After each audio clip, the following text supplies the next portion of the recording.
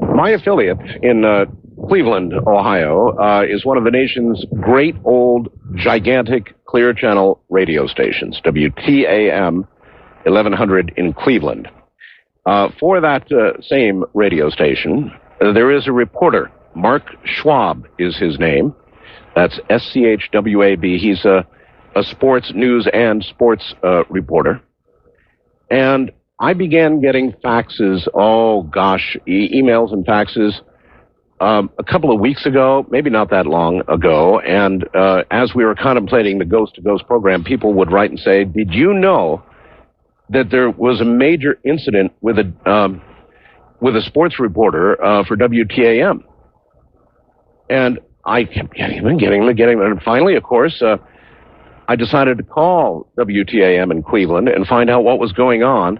And here's the guy who can tell us, Mark Schwab. Mark, welcome. Top of the very early morning to you, Art, from Central Florida. To you as well. WTAM had sent you to Florida to do what? Cover the Indians, spring training. We're the flagship home of the tribe, and the Indians happen to be my beat. So when spring training rolls around, I pack up, head to Winter Haven, Florida, where they practice and get ready for the season, and stay there until the season starts. Oh, well, so then you're the guy who kind of looks them over and gives Cleveland a preview of what their team might or might not do. Exactly. Uh-huh. How do they look, by the way? On paper, they're excellent. On paper, they're excellent. On paper, they're excellent. They lost some guys, they brought some new guys in, and now, it's whether or not the new faces blend with the old, the team chemistry clicks, and a few questions in the pitching staff get ironed out, but there's so many question marks that a few of the ifs are bound to pan out, so they should be all right this year. All right, so how long then? You stay there a total of how long? I flew in on February 15th. I go home March 30th. What did you do? Rent an apartment or stay in a hotel or what? They went to a country club and rented one big house for all of us to stay in, because I'm down here, and then eventually our show hosts will trickle in. Oh. And they'll do shows from down here, so there'll be more than one of us here eventually. There'll be 2, 3, 4, 5 of us, so they just rented one big house and put us all in there. One big house? One big house. And therein lies, I guess... the issue. Actually, I'm going to tell you, now, my emails could have been wrong, but they said that you got so scared, so freaked out, over whatever it was that was happening, that you refused to stay in the house. Yeah, it got to the point I left one morning at 4:15 in the morning after hearing about an hour's worth of stuff. And, it was kind of funny because I'm so skeptical and hard-headed about this kind of stuff. I still don't believe in it, I guess. I don't know. It was, I'm usually the first person to tell someone they're an idiot or on crack when they say their house is haunted. So it took a bit for me to finally get out of there. Well, it's a long trip from they've got to be on crack to I'm out of here. Yeah. So what the heck happened? All right, I flew in on a Thursday, which was the 15th. The main event, I guess you could say, it really started to hit the fan on Sunday night. But for the 4 days prior, I just noticed it was a noisy house. Some houses are noisy. Appliances are loud, or you'll hear creaks or whatever, and those are just house noises. Yeah, I've been in houses with bad pipes, and they're creepy. They make creepy sounds. Yeah. It was weird, though, because I'd be in the living room on the couch, and it would sound like somebody was walking in the bedroom down the hall. Uh-huh. It sounded like there would be a second person in there, but I just wrote it off as noise and figured, whatever. You're the only one here. Just don't worry about it. And you knew you weren't doing lines of crack or whatever? Yeah, and I've never touched a drug in my life, and I barely drink, so. All right, so. Let's go through 4 days of that, and then Sunday night, technically Monday morning, 3:04 a.m., an alarm clock goes off, and I thought it was mine at first because I had to get up at 7, looked up, it wasn't 7 o'clock, and it wasn't my alarm. It was one in a bedroom down the hall, a room that I hadn't been in 3 days, and a clock that I had never touched. Mm-hmm. So I roll running down the hall, I turned this thing off, and how did this get on? And I thought somebody maybe had broke into the place. So I looked over the place, and nobody was in. The doors were still locked. I said, okay. I went back to bed, and I'm laying in there. And it's driving me nuts. How did that clock get on? Mm-hmm. So I start hearing noise. Sounds like footsteps. Footsteps? Yeah, like somebody's walking in the living room or walking through a bedroom. I'm thinking, there is somebody in this place. So now, but still, even at that point, a logical mind would say somebody's breaking in. Yeah. Or had you already gone past that? You knew nobody was in. I mean, where was your head at that point? Well, at this point, I knew I had looked over and I didn't see anybody, but not really one to assume, oh, it must be a ghost. The logical explanation to me is there's got to be somebody in here and I just didn't see him. Sure. So I'm listening and I'm still hearing every once in a while what sounds like people walking around. And after about 10, 15 minutes of listening to this, from laying in my bed, I could see a little night light plugged in down the hall. And it's one of those really cheap night lights that they just plug right into the wall, and there's a little bulb on it that lights up orange. Yes. It must be like a half a candle power, and they've been around since like 1920. I know the ones. Okay. So there's one out there. And all of a sudden it just goes off like the flash bulb in a camera. It just goes off that bright. It gets dark. I'm thinking, what is that? And I figure, okay, bulb must have just been burning out. That was its last hurrah. Right. That's why it's dark now. But I still can't figure out why every once in a while I'm hearing footsteps. And then there's a sliding door next to the bed and leading out to the pool. And I hear this whoosh, next to the sliding door. And the porch isn't closed, so I knew couldn't have been anybody in there. So I'm like, what the? Yeah, that would have been enough for me right there. That would have been my limit. Oh, yeah? Yeah. Okay, so I hear a swish, and I had no idea what that was. I'm thinking middle of the night, maybe I'm hearing stuff, I don't know. Well, I don't know, another 10, 15 minutes goes by, and it sounds like somebody, you know what it sounds like when you put a glass of water down on a counter? Sure. Okay, got that sound from a bathroom down the hall. And I'm like, what? And this is now reassuring to me that somebody is in the house. Somebody has broken in, I'm convinced. And I still hear more footsteps every once in a while. Well, another 15, 20 minutes go by. The nightlight in the hall flashes up real bright again. There went my theory of the bulb had just burned out. Oh, you mean, so oh my, back to life. Yeah, came again, real bright. And then it just died. So I'm laying there in bed, trying to justify all this. I look at the clock, and suddenly it's almost 4 a.m. No, it's past, 4 o'clock, 4:05. And I'm like, I'm talking to myself now, Schwab, you've been awake an hour in the middle of the night, listening to the noises, and for whatever reason being scared. Nobody's in here, the doors are locked, shut up and go to sleep, you gotta be up early. Sure. So I roll over, shut my eyes, and then had them shut for about 15 seconds, and I will go to my grave, swearing the footsteps I heard in the hallway. Heard somebody walk into the bedroom and walk right up to the bed so close to it that I could have, reached out and grabbed them. Open my eyes, there's nobody there. Throw on the light, grab an iron, because it was the only thing I could find in the bedroom that resembled a weapon. Did a once-over of the place, couldn't find a soul. At that point, I didn't know what to do, so I just figured I got to get out of here. I got dressed, threw on my contact lenses, and and basically ducked out the back door, got in the car, and left. And went what, to a motel or something? No, I went to a payphone. Payphone. I got about 4:10, 4:15, but by the time I got out of there, excuse me, called my wife. I just woke her up, just like, hon, just bear with me for a minute. Tell me if I'm crazy. So I relayed everything to her, and she's like, no, I would have got out of there a lot sooner than you did. Yeah, me too. So I don't know what I did. Went and got a cup of coffee, called a couple people, called my minister. Your minister? Yeah. Oh, that's interesting. He's a friend of the family. And what did he say? He said, I relayed everything to him. He's like, yep, sounds like you might have something in there. And as a Christian, you believe that they can't hurt you. They can scare you, but they can't harm you. So he told me that, and I had already knew that anyway. He basically reassured me. So that got me enough gumption to at least go back in around 7 o'clock. And you went back Well, I had to go to work. Oh, I see. And I had to throw on a change of clothes, and my work bag was still there. So I went in for about 5 minutes and changed and got out of there. Nothing happened when I was back. One of the other phone calls I made was to my boss. I was going to say... my program director. Who is your program director? Ray Davis. Ray Davis. So you called Ray. I called Ray at home, and I'm like, Ray, you know me to be a pretty sane guy.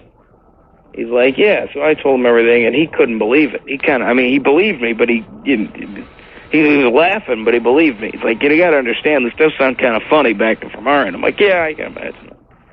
So he knows this girl who is a paranormal expert, who apparently has been on our station before and done stuff with our station before. Her name was Marianne.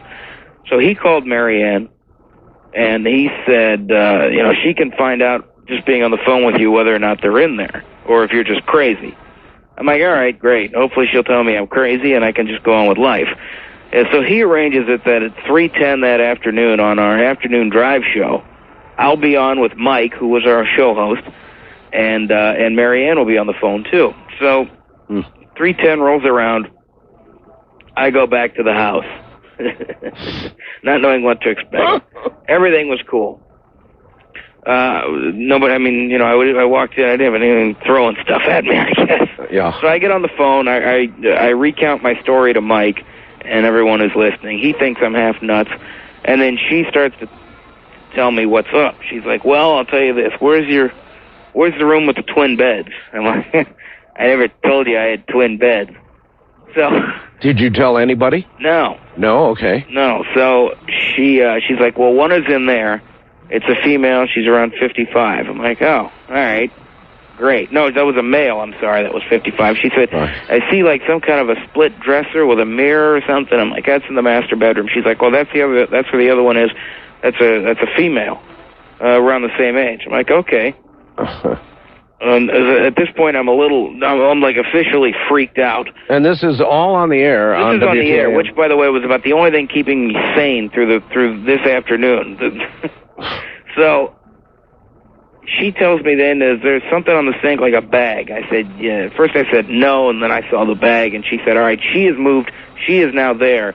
And is there something like a bookshelf or maybe an entertainment center somewhere in their room? And there was an entertainment center with a TV in it. That was behind me. And she's like, okay, he's moved. He's now there, which would put them bookending me on each side of me by about 5 feet. So she's following them foot for foot around the house? Yeah. Oh, my. So I'm like, look to my left, look to my right. I'm like, so there's one on each side of me. She said, yes. And apparently that made them aware that I was aware of them, because then the swishing sound, which she had told me earlier in the conversation, the swishing sound that I heard the night before was them moving. So the swishing sound then all of a sudden picked up. Just... While you were on the air? While I'm on the air. Now, I had no windows open, no air conditioning on, no doors open. And for anyone that said, and I was trying to say at first, that's just a breeze. Still trying to convince myself that nothing was going on, but breezes don't turn corners. Breezes don't go straight and hook a right. No, that's right. So it was picking up. Just they're flying all over the place. Oh my God! So I'm on the air with them, and Yeah. I'm kind of and Mike would be talking to Marianne, saying, so what are they going to do? Are they going to come after one? And I would occasionally be like, hey, they're moving again. Here's what's going on. And I was on with Mike for about an hour. A full hour of this? A full hour of this stuff. Great. I would then I was on hold and ready to hang up during our 4 o'clock newscast, which would have been around the clock, top of the hour, been an hour. And all of a sudden I hear a water faucet in the bathroom down the hall just like start to run a little bit of water. Nobody else is in the house? Nobody else is in the house. And then I start hearing all this splashing. Splashing? And I'm trying to think what the heck that is. And then it hits me. The pool is behind me. Uh-huh. And nobody was in the pool. The pool was enclosed. Nobody could have got into it. I didn't have a neighbor nearby with kids in a pool. All this splashing and stuff going on. I'm like, great. They're swimming. Yeah, they're swimming. Wonderful. So I packed up. They told me they were sending me what are called smudge sticks, which I guess is like an incense that bothers the ghosts. Oh, to hell with that. Get out of the house. Well, I did for now.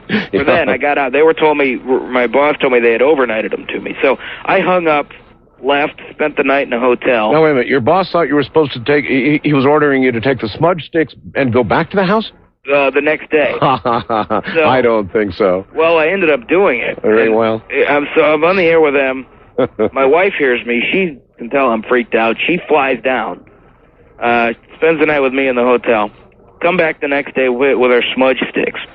We, light these things up. We're going through the house, and as we're putting them in each room, we can feel the ghost or whatever blow past me out of the room. Oh, my God. Holy mackerel. So, bottom line, you rid the house of them with the smudge sticks? You know what? I guess it, knocks them out because we put them in every room. And then I called Mary Ann back, the paranormal expert, and I said, all right, so what's going on? She's like, well, one's in the bedroom, and it's pretty well knocked out. That's her, and the guy's out in the garage, and he's not doing so well either. I'm like, all right, great. So they were, hammered or drunk, stoned, whatever you want to call them. I don't know. Probably pissed off. Well, yeah, and you know what? Enjoy. So I took that opportunity to pack up all my stuff, got out of there, and haven't been back since. And I don't plan on it. When you told your boss you weren't going back, I mean, that's it. I'm out of there. Well, at first he, at first we didn't know, because fortunately the folks at the country club place were nice enough to believe us, and they just got us a new house. But at first we didn't know if that was going to be the case. So you had to tell them this whole story and get them to believe you. Yeah, and fortunately they believed us, and then we sent them a cassette of the hour I was on with Mike and the paranormal girl, and that might have helped convince them anyway.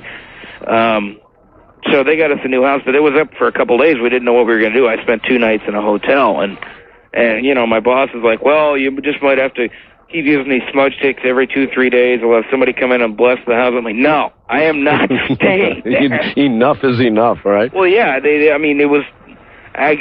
They also paged me. That was the other thing. When I got into the house, when I checked in that Thursday, 5 minutes after I had been there, my pager went off.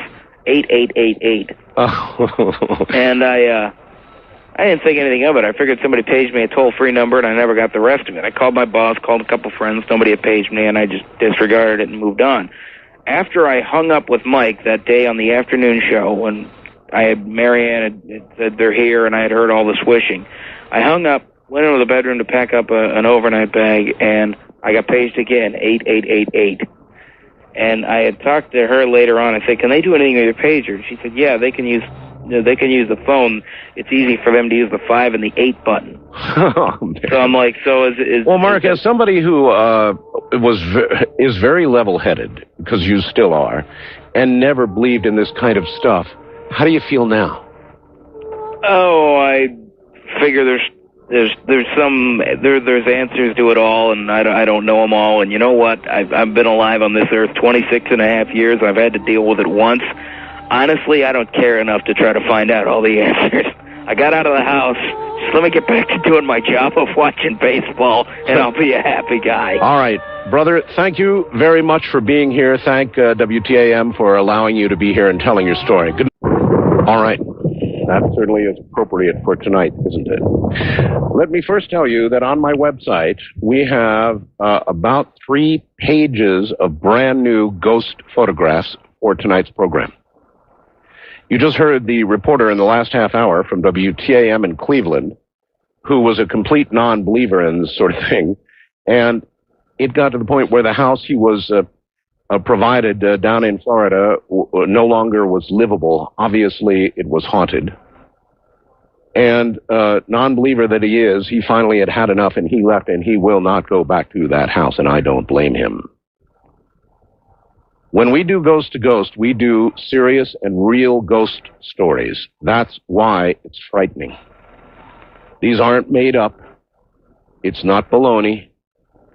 It's real. So I warn you, if you frighten easily, turn the radio off. A lot of what you're going to hear tonight is going to be frightening. Most of what you're going to hear tonight comes from all of you. Your real stories. That's exactly what makes them so frightening. I don't laugh at people who have these experiences. I don't laugh at all. Mark Schwab I'm sure got chuckled at by his friends at WTAM. But I can assure you, if it happens to you, the smile gets wiped off your face very quickly indeed. Are ghosts captured on film? Yes, they are. On digital cameras? Yes, they are. And if you'll go to my website right now, let me see, and you go to program and tonight's guest info, you will see Ghost to Ghost AM with Art Bell. Then below it, you'll see recent ghost photos, 3 pages. Take a look at some of those. There's a fire photograph in there that is evil from start to finish. There's a photograph that'll just scare the you-know-what out of you. It's obviously not just the random flicker of a flame caught on film, but something truly evil caught on film, and that's one of many up there. But it's completely freaky. That's all I can tell you. Completely freaky. All right. Now, I've got somebody on the phone that sent me a fax earlier today that freaked me out because it has to do with a man that I worked with. And some of you may recall that I did a guest appearance on Dark Skies, NBC's Dark Skies. Remember that? And I played one of the Majestic 12 board members, and the actor that I was with, who was the star of the show, was JT Walsh, who passed away, I think now about 3 years ago. JT was a great guy, a great actor, and a man who helped me. I hate TV, man. I hate television.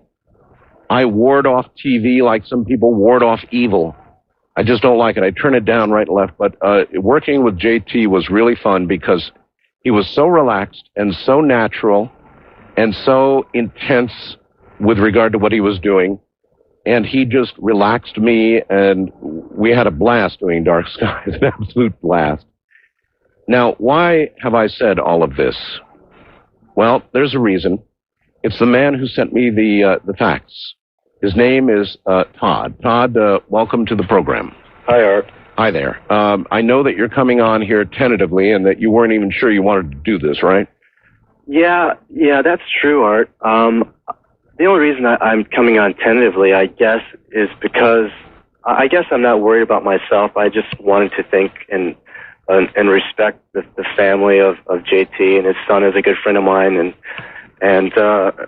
yeah, so it's an intimate thing. So I was a little bit tentative, but I thought, JT was a big fan of yours and of your show and of this type of subject. Apparently so. Now, I didn't really know that. I mean, I knew the show that JT was doing, but you put some details in the facts that surprised me. I had no idea JT was apparently into the unusual, but he wasn't he? Now, you were in JT's house. Why were you in his house? Well, his son, as I mentioned, is a good friend of mine. And about 2 years after JT passed, myself and 2 other friends moved into the house with his son. I met his son or I should say his son met me at the airport, believe it or not. Right. JT sent his son down to the airport when I came to do that episode of Dark Skies, so I met his son. Very nice fellow. Yeah, he actually had mentioned that to me once before. Oh, no kidding. Yeah. All right, so you moved into the house with his son and then one other? Actually, 2 other people. 2 others, all right. And we all from time to time had a number of experiences, but I think that I probably, for some reason, had the most, or kind of absorbed the brunt of the experiences. As a matter of fact, as that last guest that you just had on there, I just wanted to say that those types of stories in the house were a common type occurrence. What kind of, like what? Well, first of all, I want to say that I always got the sense that this spirit in the house was not a mean spirit. As a matter of fact, it was quite friendly, and just the sense that I got, and I got the sense that the spirit actually kind of liked us being there and living in the house. But, well, here's one. Okay, well, just before you go on, you wrote, I also want to point out the study, which I guess you're going to talk about, was filled with books paralleling the topics of your show, including books on ghosts and communicating from the other side. This is in JT Walsh's house, right? That's correct. Okay. So some I still have in my possession to this day. You say including a copy of the script from the episode that I was in with him? Dark Skies, yeah. You're kidding. No. As a matter of fact, Art, I learned of JT's death from your show. I was driving in my car late that night, and I was friends with John, although I didn't know JT in life. I was friends with John. I was riding home late at night listening to your show, and I learned of JT's death from your program, from your voice. So JT obviously was considering all of this, whether there was life after death, and if there was, could one communicate from the other side? He was obviously considering all this. Most definitely. Uh-huh. In my opinion. So then, at one point in here, you say you were finally living in a full-blown haunted house. Is that accurate? That's accurate, yes. Okay, when you say full-blown haunted house, what do you mean? Well, just like that gentleman was talking about earlier, I'm talking about, common thing was hearing footsteps a lot, flickering of lights on and off, doors that would lock. We never, like, for example, the front door would lock a lot, but none of us, we were all bachelors, it was just kind of foolish, but none of us had a key to the front door, and you could only lock it from the inside. And there was a lot of times that I stayed alone in the house, and I would leave to go do this or do that, and I couldn't have possibly locked the front door myself, because then I wouldn't have been able to leave the house, because I could only lock it from the inside without a key. I would come home a lot and the front door would be locked, and I would be the only person that would be there.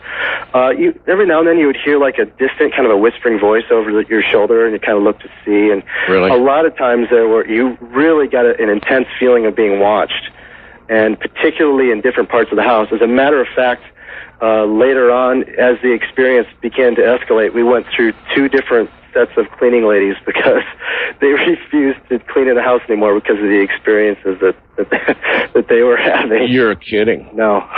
Obviously you're not. No, I'm not. Is it your view that it was JT? Do you have any? You know what? I'm not a medium, and I'm not the expert at all. Like the woman, who was on the previous interview. But if it wasn't him, I got the sense that it was. If it wasn't him, then it could have been another spirit that was maybe posing as him. His ashes were in the house. There were a lot of different things that pointed in that direction.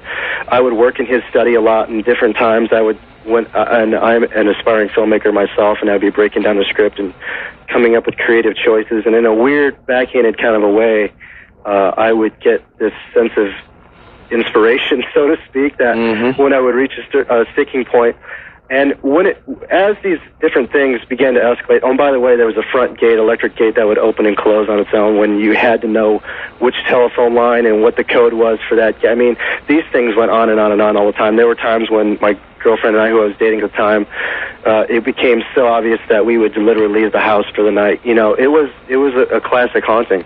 What do you mean by a normal glass of wine would turn into a bottle or even 2? What do you mean? Oh, that was where I was kind of leading. Eventually, my personality when I was in the house kind of began to change. Oh? This is kind of more difficult to talk about than I thought. I would start picking up books that I wouldn't normally pick up, watching movies I wouldn't normally watch.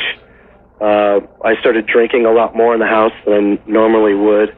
And I know JT in his past had that habit, and just lots of different things. It was almost as if I was kind of taking on his personality. And I don't know if this means anything. I'm not an expert by any means, but it was almost like there was residual life or energy from him, some kind of in the furniture and the walls and the artwork and the books and everything that almost kind of rubbed off on you. I don't know if that makes any sense, but sure, it does. That was kind of how it felt.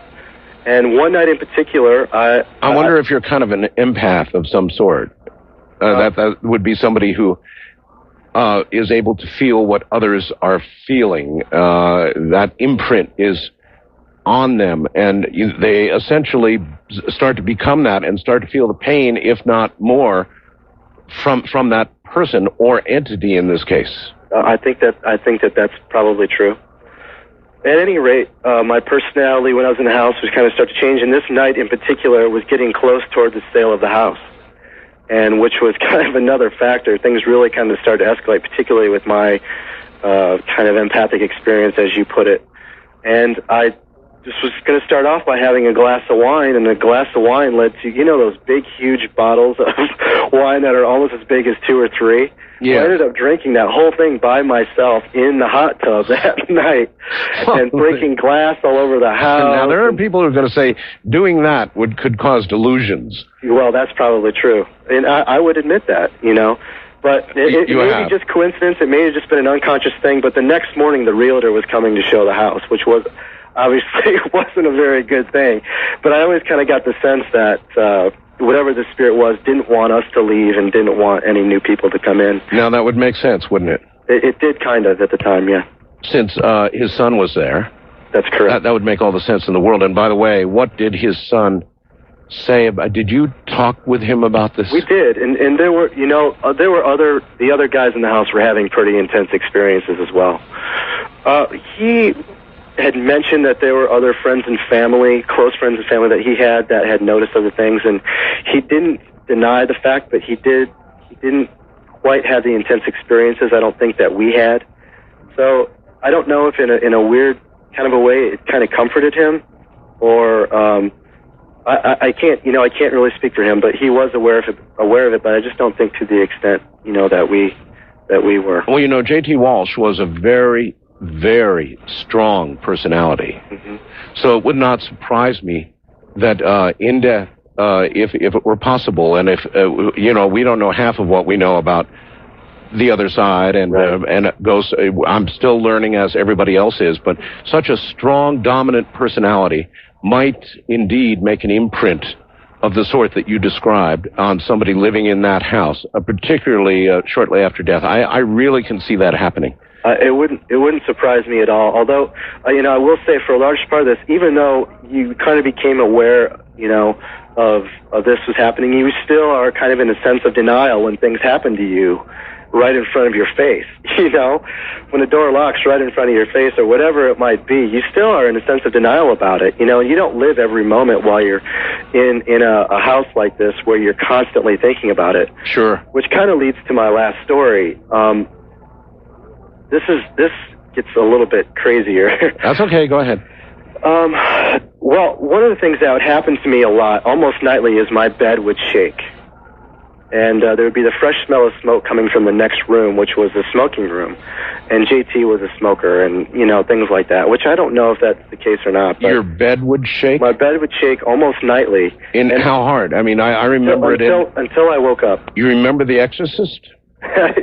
Yeah, but it was never anything like that. But enough to wake you up. And usually it would until I woke up. And after a while, it would actually continue to shake after I was awake. And then after a while, again, it would just start shaking even before I fell asleep. And sometimes I couldn't tell if it was the bed that was shaking or if I knew it was shaking when I woke up and my heart was pounding so hard that it was my heart that was causing it. And yet sometimes I would feel like things in the mattress and like fingers and things like that. But and I actually checked the mattress to see if there was mice in it, and with my roommates and all kinds of stuff, and there was nothing. They happen almost every night. But this one night in particular, I had fallen into a very deep sleep, and I hadn't slept very deeply lately because of the shaking bed stuff. And I had reached this very deep place in sleep, with that point where you kind of start to reach almost a sleep paralysis? Absolutely. You know what I mean? Of course. Well, it was almost as if, and I don't know this for certain, but this is the impression that I got, that whatever this being or entity was waiting for me to reach that place. And the moment that I did, I could almost see that it was almost as if it was a shadow-type being, grabbed my right arm from the right side of my bed and started to pull me out of my body. pull you out of your body. Pull me out of my own body, yes, that's correct. And it actually became a struggle for quite a while. It seemed like a long time, but I'm sure it was only just a few seconds. And I got the sense that this being was almost trying to get inside of me. I don't know if that's what it was, if it was just my imagination. I know it wasn't a dream. I know that for sure. And because as soon as I snapped back and kind of got right back into myself, I was awake right away. And that was by far, even though things that happened physically in the house and things like that, that was by far the most dramatic experience. Let us begin. On the first-time caller line, you're on the air. Good morning. Hello? Hello? Art. Yes. How's it going? Fine. Where are you? I'm in Ellensburg. Ellensburg, Washington. Washington, where I felt the quake. I was going to be the next question. Yeah, you did. All right. Well, I have several stories of the same type. I'll tell you one. Just give me your best shot. The most recent, I was asleep in my girlfriend's place, and I had had a bad cough, and so during the night while I was coughing, I popped a lozenge in my mouth, and I felt 4 taps on my shoulder. I was asleep with the cough drop in my mouth. You're not supposed to do that anyway. Right. With a cough drop in your mouth. Right. Well, it was the only way I could sleep. Right. And they were such heavy taps that I woke my girlfriend and asked her, did you have to hit me like that? Yep. And it just made sense that I thought it was her telling me I had a cough drop in my mouth. But it was such a serious physical touch that there could be no way that it was anything else than her. Only it was. No, it wasn't. Yes, it was something other than her. Oh, yes, yeah. So? I thought so. And those are my other stories. So what do you think had hold of you? I don't know. I don't know if it was ethereal or just paranormal or I don't know. I have no idea. Maybe it's something that wanted you to go somewhere. Or not go somewhere. Or not go somewhere. By, not choking or whatever, because it was in the very back of my throat when I woke up. The lozenge? Yes. Well, there are some who would say it was a sleep thing, that nobody was tapping on you. But there's others who would say that it was maybe your guardian angel trying to save your life because you were about to choke to death on a throat lozenge. Well, right. I know it seems silly, but I wouldn't have called in if I didn't think it was... No, not silly. Not silly, sir. I appreciate your call. Thank you. Maybe, look, who's to say what the nature of the other side is? Who's to say that besides scaring the you-know-what out of you and being evil, and there certainly are evil entities, and by the way, again, go to my website. You want to see an evil entity, I'll show you one. We've got 3 pages of recent ghost photos, and there's one in there of a fire, and if that's not the most evil entity I've ever seen, anyway, you judge for yourself at www.artbell.com. We've been saving the ghost photographs, the new ones, and we've got, I think, one of the best collections of ghosts on the web. But these recent ones we've been saving for you. Keith has been sort of compiling them. And by the way, if you have a really good ghost photograph, you can send it to webmaster@artbell.com. That's webmaster@artbell.com. Even tonight, we'll get it on if it's a really, really good one. So if you want to send one in, you're able to. Those who have done so in the last month or so are up there now, and a couple of them are really, really evil. Good morning on the wildcard line. You're on the air. Hello. Hello. Hello, Mr. Art Bell, sir. Yes. My name is Josh. I'm in Seattle, Washington. Oh, Seattle. And the first question ground zero. I want to ask is, did I feel the earthquake? Yep, you and did, I did, obviously. Definitely. Where were you? I was actually walking. I live up on the hill near White Center. Right. I was walking down the hill towards my bus stop, and I can see all of Seattle from there. And it was like kind of waving one way, and I was waving the other way. It was very disorientating. Yes. But yeah, so it was pretty weird.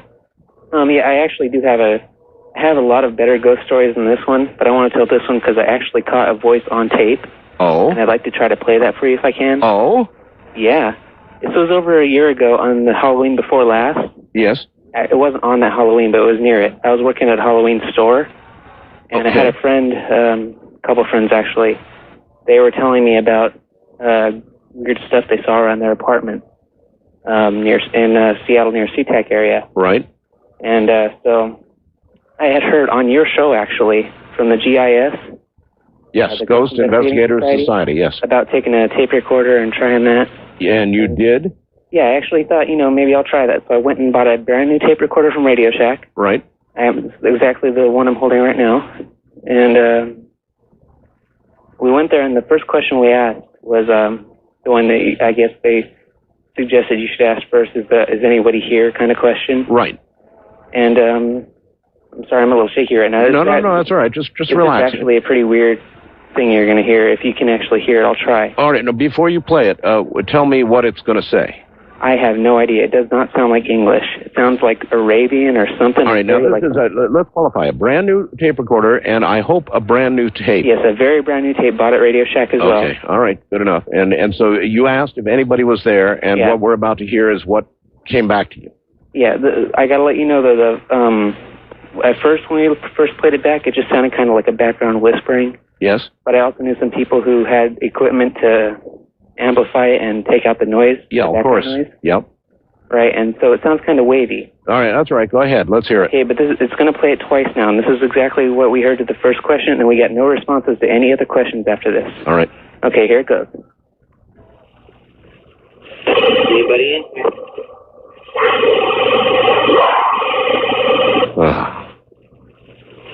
Anybody in here? Oh, man. Okay, now did you hear that? Oh, yes, I heard that too isn't that clearly. amazing? Yes, that's amazing. Oh, my God. I'm not going to say for sure that this is totally genuine. It did go out of my hands for a couple minutes, but as far as I can tell, this is totally genuine. So, yes, but before you had it analyzed for noise or to try to filter out the noise, which is a common thing to do in audio, you obviously heard something on the tape or you would not have given it to somebody to analyze. Yeah, it just sounded kind of a whisper, kind of like kind of thing. I've got you. But it didn't answer anything like that after any of our other questions, like what is your name or anything like that. And I actually ended up living at this place a little while later because I needed some roommates. And I did actually witness some dishes flying off of a kitchen counter when we were talking something about tarot cards, and I said something about they're not evil, and then these dishes went flying off the counter. Do me a favor. Next time you're in the house, instead of asking, is there anybody here, try this question. Want to take a ride? Oh, boy. Yeah, I just might. Yeah, and good luck to you, and thank you very much for the story and the tape, too. Oh, my goodness. Now, the young man had a tape recorder and a blank tape and caught that. Now, you tell me, what was that? What did we hear? I think we heard something from the other side. I think we heard something from an entity. Could we understand it? No. But the way it sounded, I'm not sure we would want to understand it. And I was kind of joking about asking anything further because if I got that kind of answer, I know the GIS folks do this kind of thing every day. But there's no way in the world that I would have proceeded past getting that answer. East of the Rockies, you're on the air. Hi. Mark. Yes. How you doing? Bob from Philadelphia? Yes. Hi, Bob. Okay. This is not a real long story, but it's a little complicated. My father was a dentist. He purchased the house to put his practice in back in the early 1940s. I was born in 41. As a child, I went to the house while it was being renovated. Yes, sir. And on the second floor, it's a three-story building. On the second floor, I felt really freezing cold, unusually cold, considering the rest of the building wasn't chilly in any way. Mm-hmm. And I felt that I was being watched. Well, my father said, no, you're just, being silly, so forth and so on. I didn't start to actually live in the building until the 1960s. And I was brought up to be one of these people who, did not, in fact, believe in any such thing as paranormal, ghosts, any of that kind of thing. I understand, yes. And the deal is that I purchased the house in 1970. I got married, and my wife and I, lived in this house. Anyway, my wife had said to me, you're talking to yourself. Why are you talking to yourself? And I said, that's not me. She said, well, why, isn't it you? Who's doing the talking if it's not you? There's only two of us here. Right. And I said, turn on the water. I happened to be in the bathroom at the time, which is a pretty good-sized room. I said, turn on the water in the sink. And she turned it on. I said, can you hear these voices better? Yeah. I said, turn on the tub. And then there was an electric space heater in there. Well, anyway, we turned everything on. And the louder the background noise became, the louder the voices became, until she was able to recognize that it was a man and a woman arguing. So, at any rate,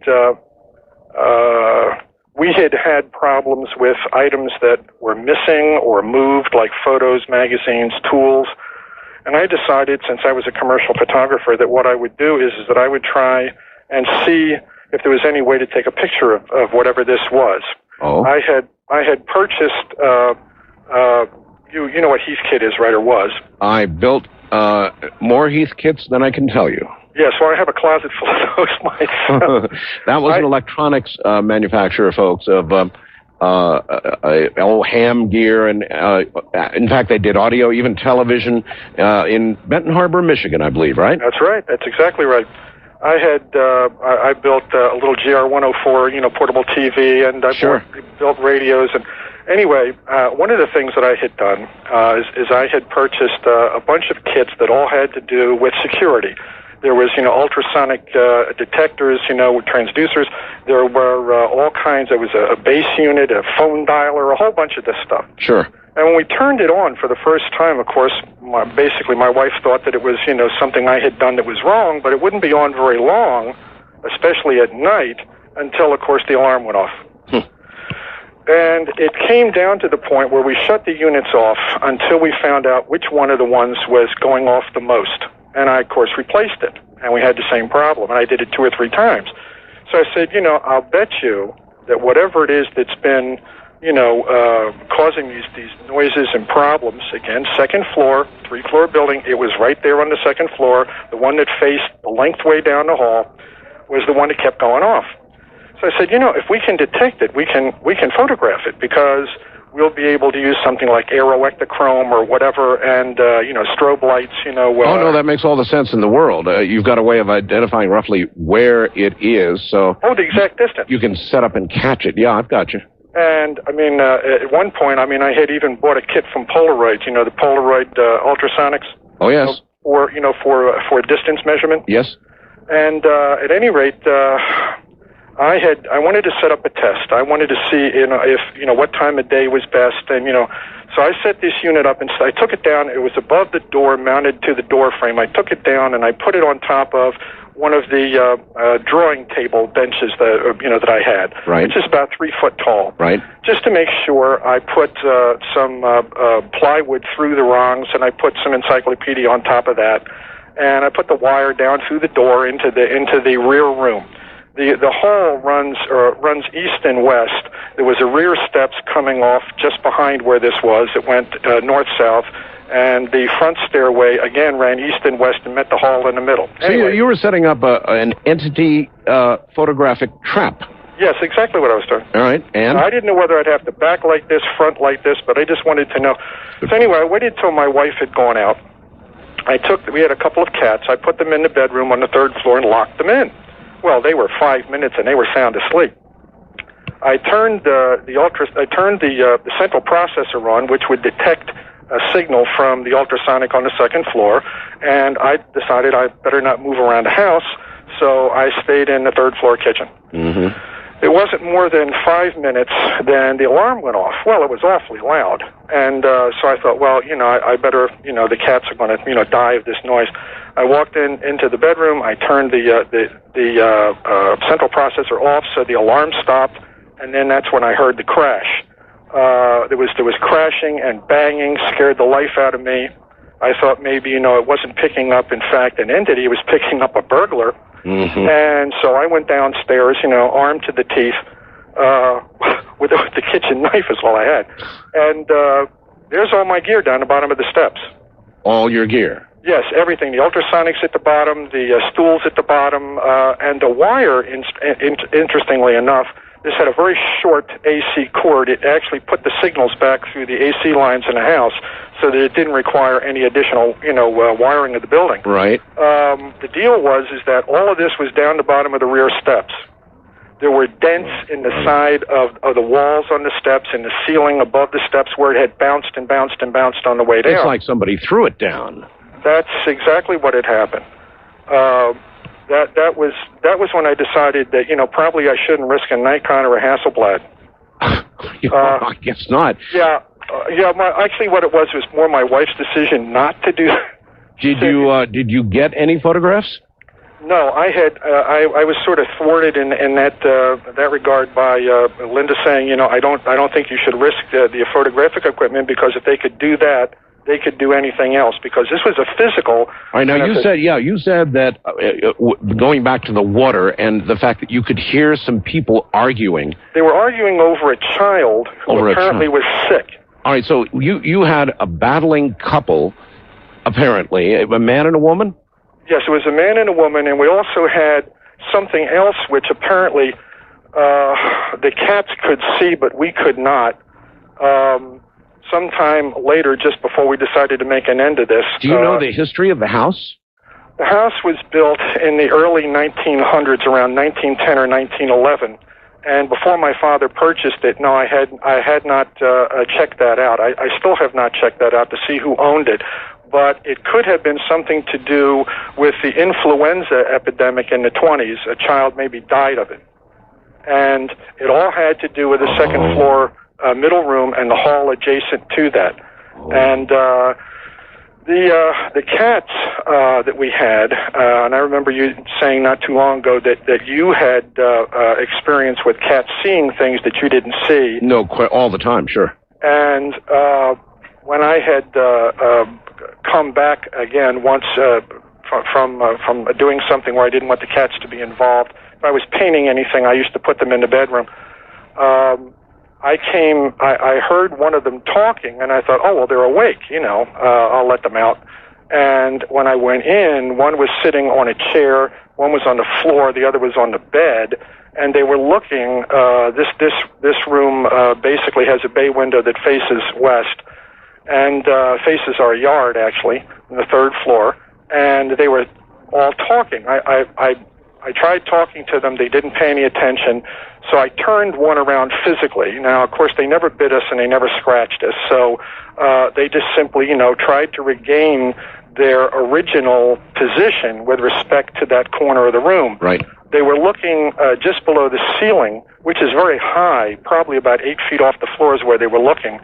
And I couldn't see anything. So I went over and I opened up on the three windows, this would be the window left. I opened the shades on the window right. I opened the curtains, and out of the corner of my eye, not my central vision, yes, but my peripheral vision, I could see a darkness, and it looked sort of like what you would expect a gingerbread man to look like. That is to say, no definite limbs, but yes, there were what looked like legs, arms, and a head and a torso, but no real definition.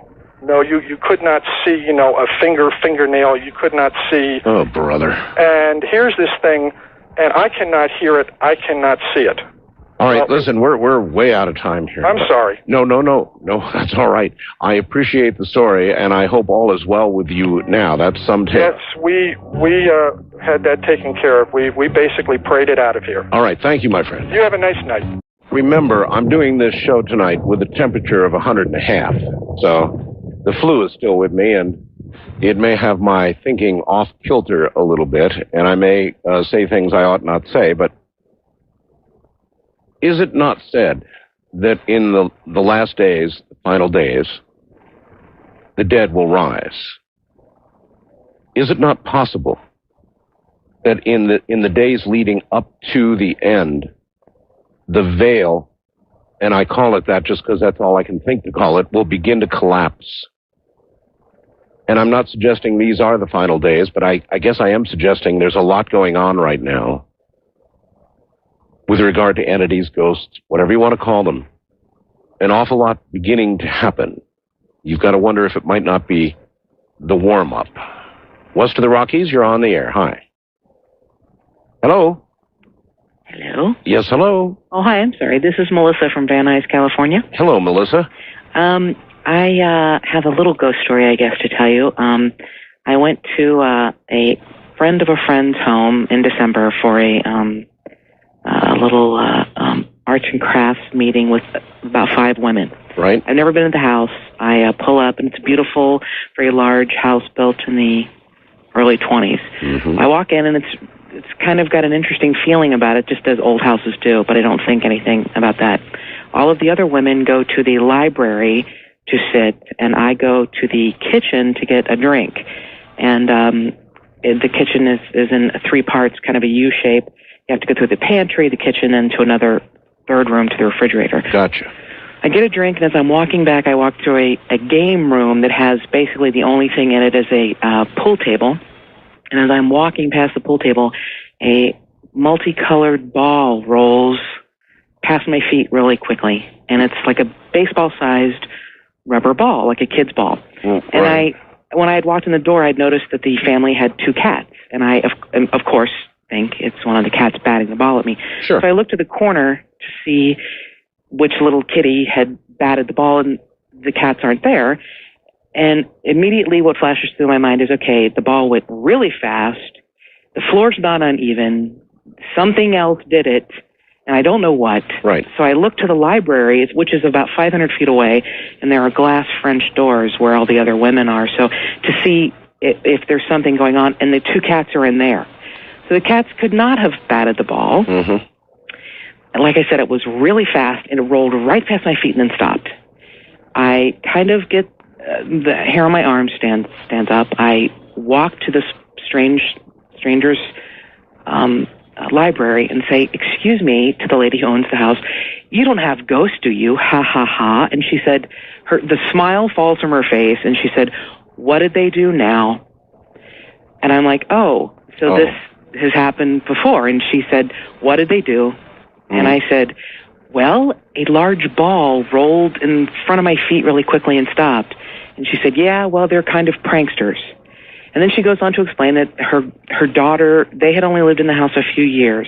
Her daughter had some sort of a incident in the basement where the ghost had tripped her, and she'd sprained her ankle. And she'd finally gone into the history of the house because she didn't know what was going on. And it turns out they're the 3rd family to own the house. The house was built in 1927. The original owners of the house had a very hard life, very hard time, lost a daughter to a very difficult circumstance, and the woman, who they feel is the person occupying the house still, was very sad, and so she started to tell me a bit about her, and she said her name was Mary Wells Brown, and she said, "Oh, I have a picture of her." And I said, "Oh, I'd love to see it," which I think is probably going to be a small snapshot. She said, "I found a picture of her in the attic, and I've decided to honor her. I had this picture of her so she doesn't feel like I'm occupying her house and not honoring her." And I said, "I'd love to see it." She touches a panel on the parquet wall, and the wall moves. Really? Yeah, revealing a hidden back room that is basically a shrine to this woman. There's a sepia-toned picture on the wall that's probably 2 by 3 feet with a carved wood frame hanging really far up above a fireplace. And I try to walk in the room, and I can't. What do you mean you can't? It's very cold to begin with. Which it was December, so it could have been, except that this is California. But anyway, the room was amazingly cold. I put 1 foot in to get closer to the picture of the woman, and I feel like I'm trapped in molasses. Good Lord. And I'm like, I can't move. And the woman goes, "You know what? That happens. I understand." So I literally back out of the room. I can't even, I'm not even in control of myself enough to turn around and move. I can only back my foot out of the room to get back into the library again because I can't go in that room. I've never had an experience like that. I couldn't explain it. Before this occurred to you, had you ever had an experience like this? Never. Had you been a believer in ghosts or spirits or life after death or you know, are you religious? What's your background? Well, I am religious. I have a spirituality. Yes, I was raised Southern Baptist. I'm from Kentucky. Originally, I've lived in Los Angeles for 8 years. But I wanted to believe, sure. I mean, my mother passed away 9 years ago, and I'm an only child. And before she died, I was like, all right, look, you really have to come back. Death is not going to separate us. And I have not heard from her, so I'm a little pissed. But I'd wanted to believe, definitely. I've never had an experience like that in my life. Never. And you're sure of what happened to you? Absolutely. Now, obviously, the woman in this house had encountered this whatever ghost so many times, she decided to build this shrine. Well, when I say shrine, I suppose I'm being overly dramatic. Well, no. If you push a button and the wall changes and a picture comes out, that's a kind of a shrine. She had to go to a lot of trouble to do that. No, I think the wall, that sort of secret room was always there. I think she made that Mary Wells Brown's secret room. I mean, she hung the picture there, you know, as it's like, all right, I'm giving her her own space so that she doesn't get honked off that we're here. Well, that's going a pretty long way, isn't it? Well, maybe. Oh, my. All right, I really thank you for the story. Thank you, sir. Yeah, you take care. To the point that she physically could not enter the room. It would be sure fun to get the story from the lady who showed her the secret passageway, the secret room with the portrait of the woman. First time caller line, you're on the air on Ghost to Ghost AM. Good morning. Good morning, Art. Hi there. How you doing? I'm calling from Akron, Ohio. Akron, yes, sir. I got a story about I went to school in a small town in Xenia, Ohio, and in 1974 they had a tornado there. Mm-hmm. And then on this campus of the school, they have what they call an armory. I'm sure you know what an armory is. You were in the military, am I correct? Yes, of course I know. At night, the kids at the school would say that this armory was haunted, and I never believed it. And they used to roller skate inside this armory all the time in the early 50s and 60s, and I went there from between 84 and 87. And one night I was walking up to, we have our hospital on campus, and going past this armory, why is that even a thing? In this armory at night. Roller skating in an armory. And to find out, back in 1974, they put all the people that from the town of Xenia when they had a tornado, and they had an F5 tornado. Oh my God! And they put them in the armory. Right, and none of the kids would go near this armory at night because it was spooked. They said it was haunted. And I've heard it from different people from the 50s, the 60s, and the set. You know, well, was the armory hit by the tornado? No. They just think this armory's haunted. You know, people. Yes, but obviously it was haunted by the children. The only time there would have been children there was, as you suggested, when they were there as a shelter. Right. So that brings up the specter of hauntings by the living, or the fact that some living person was there. This might not be a person who's yet passed away, and yet the echo of those people remains. It's kind of weird. And you could plainly hear, it sounds just like someone roller skating. No, I've got you. No, I understand. Thank you very much. Thank you very much. That's the other thing that I think I wanted to really bring up tonight, and that is, lately we've been hearing stories, apparent hauntings from people who are still alive. Now, what does that say? Does that say that our spirits are one in life and in death, and that we're capable of having that spirit remain in a certain place, doing a certain thing, even though we still live as when we die? I don't know. It's fascinating. Wildcard line, you're on the air. Hi. Hello? Hello? Hello, sir. Yes? Yes, how you doing tonight? I'm fine. Where are you? Yeah, this is Dean in Tampa, Florida. Hi, Dean. Yeah, the last time we spoke, actually, for Ghost to Ghost, I had mentioned a story about a young lady named Clarity. Oh, I remember the Clarity story, yes. Yes, sir. I don't know if you want me to update the newer listeners, or it was quite a story, but I actually had an experience last year after telling that story that kind of connects the two. All right. I don't know whether you ought to, if there's a way you can rush through the Clarity story. Oh, trust me, I'll make it brief, sir. All right, go. Basically, about 14 years ago, I moved down to Denton. I moved down to Grapevine, Texas. Went to a party with a friend of mine. Met a very nice young lady by the name of Clarity. I'd always taken the same route back home to Grapevine, but for some reason that night, when I took her home, who supposedly she lived pretty close to where I lived in Grapevine, I wound up getting lost and wound up driving actually north to Oklahoma. So on the way there, we took a right turn and wound up in Denton, Texas that night. And she suddenly told me that she used to live there, and she told me, she kind of directed me around inside Denton, Texas, and we wound up in an apartment building. And I thought, she said she had some friends there, so I thought we were going to get a telephone or something like that, try to find some directions home. Mm-hmm. Well, suddenly we get out of the car, and there's a big hill on the left-hand side there. And she goes, "Let's go over the hill. I want to show you something." And I said, "Okay." I'm kind of curious. It's about 3 a.m. in the morning, really pretty girl, so I'm pretty much up for anything right now. Yeah, you're thinking, I'm going to get lucky. Exactly, sir. All right, gotcha. Yeah, it was tricks of lights and shadows, so I figured no problem. So we went over the hill, and suddenly I'm looking at a graveyard, and I've never been one to be doing the graveyard for fun type thing, but I'm kind of up for anything at this point. Still, you're thinking she's really a fox. Let's see. Exactly. At this point, I'm pretty much signing my my truck over, so I'm like, no problem. So we're walking in, and there's a really huge stone gate, and on the right-hand side, it was it almost looked like it had been hit by a tornado or something like that, but it was just demolished.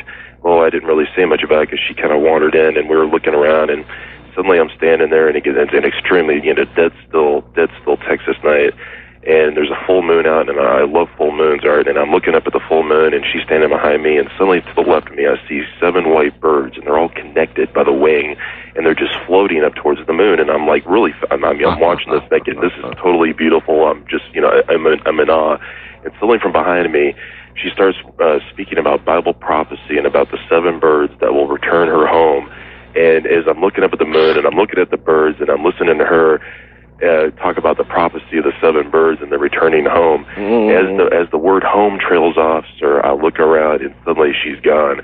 And at this point, I was going to say, probably at that point you were thinking, not so lucky. No, definitely. Sobriety had now entered me 100%. I'm fully, let me get this moment again. She began talking as the 7 birds were flying. It was beautiful, full moon. She started talking about Bible prophecy. Right? Yes, and the next second?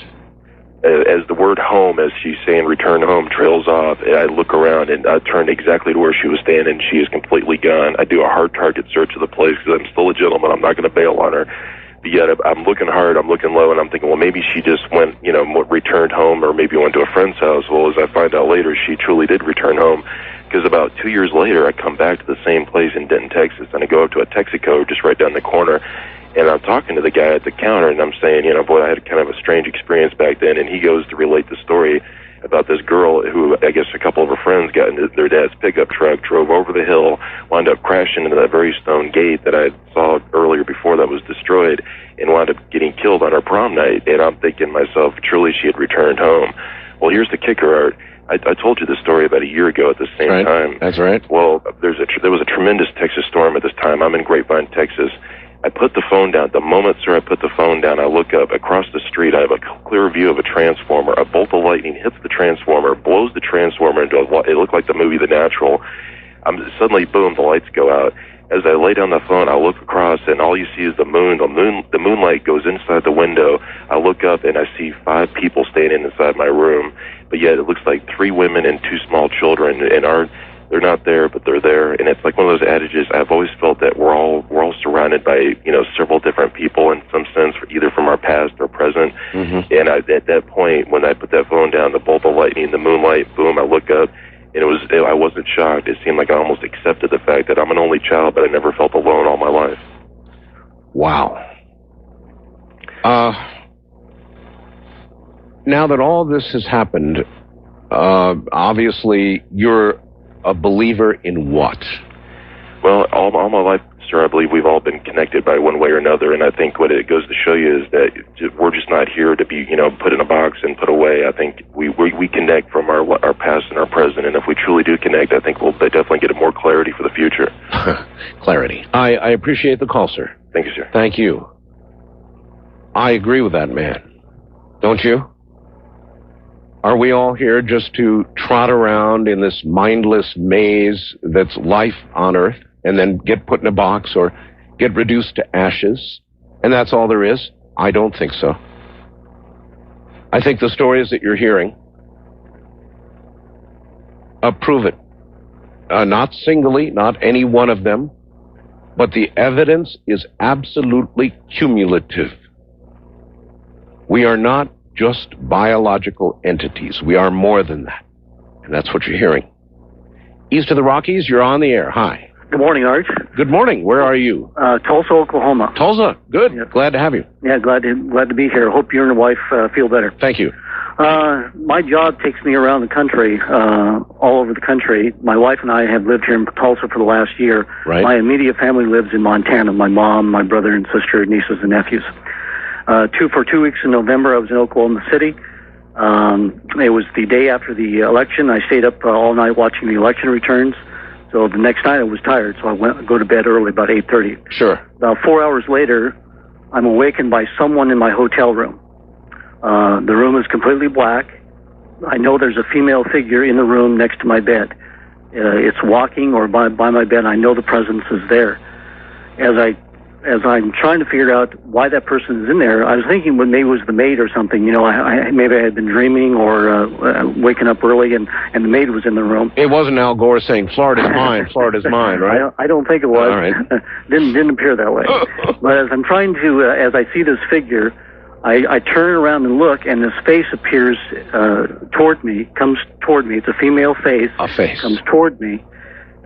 Doesn't say anything, or at least I'm not hearing anything. Yes. And it comes toward me and then fades back. Can you make out any detail? Well, not at that time, but I relate the story to the guys I worked with the next day.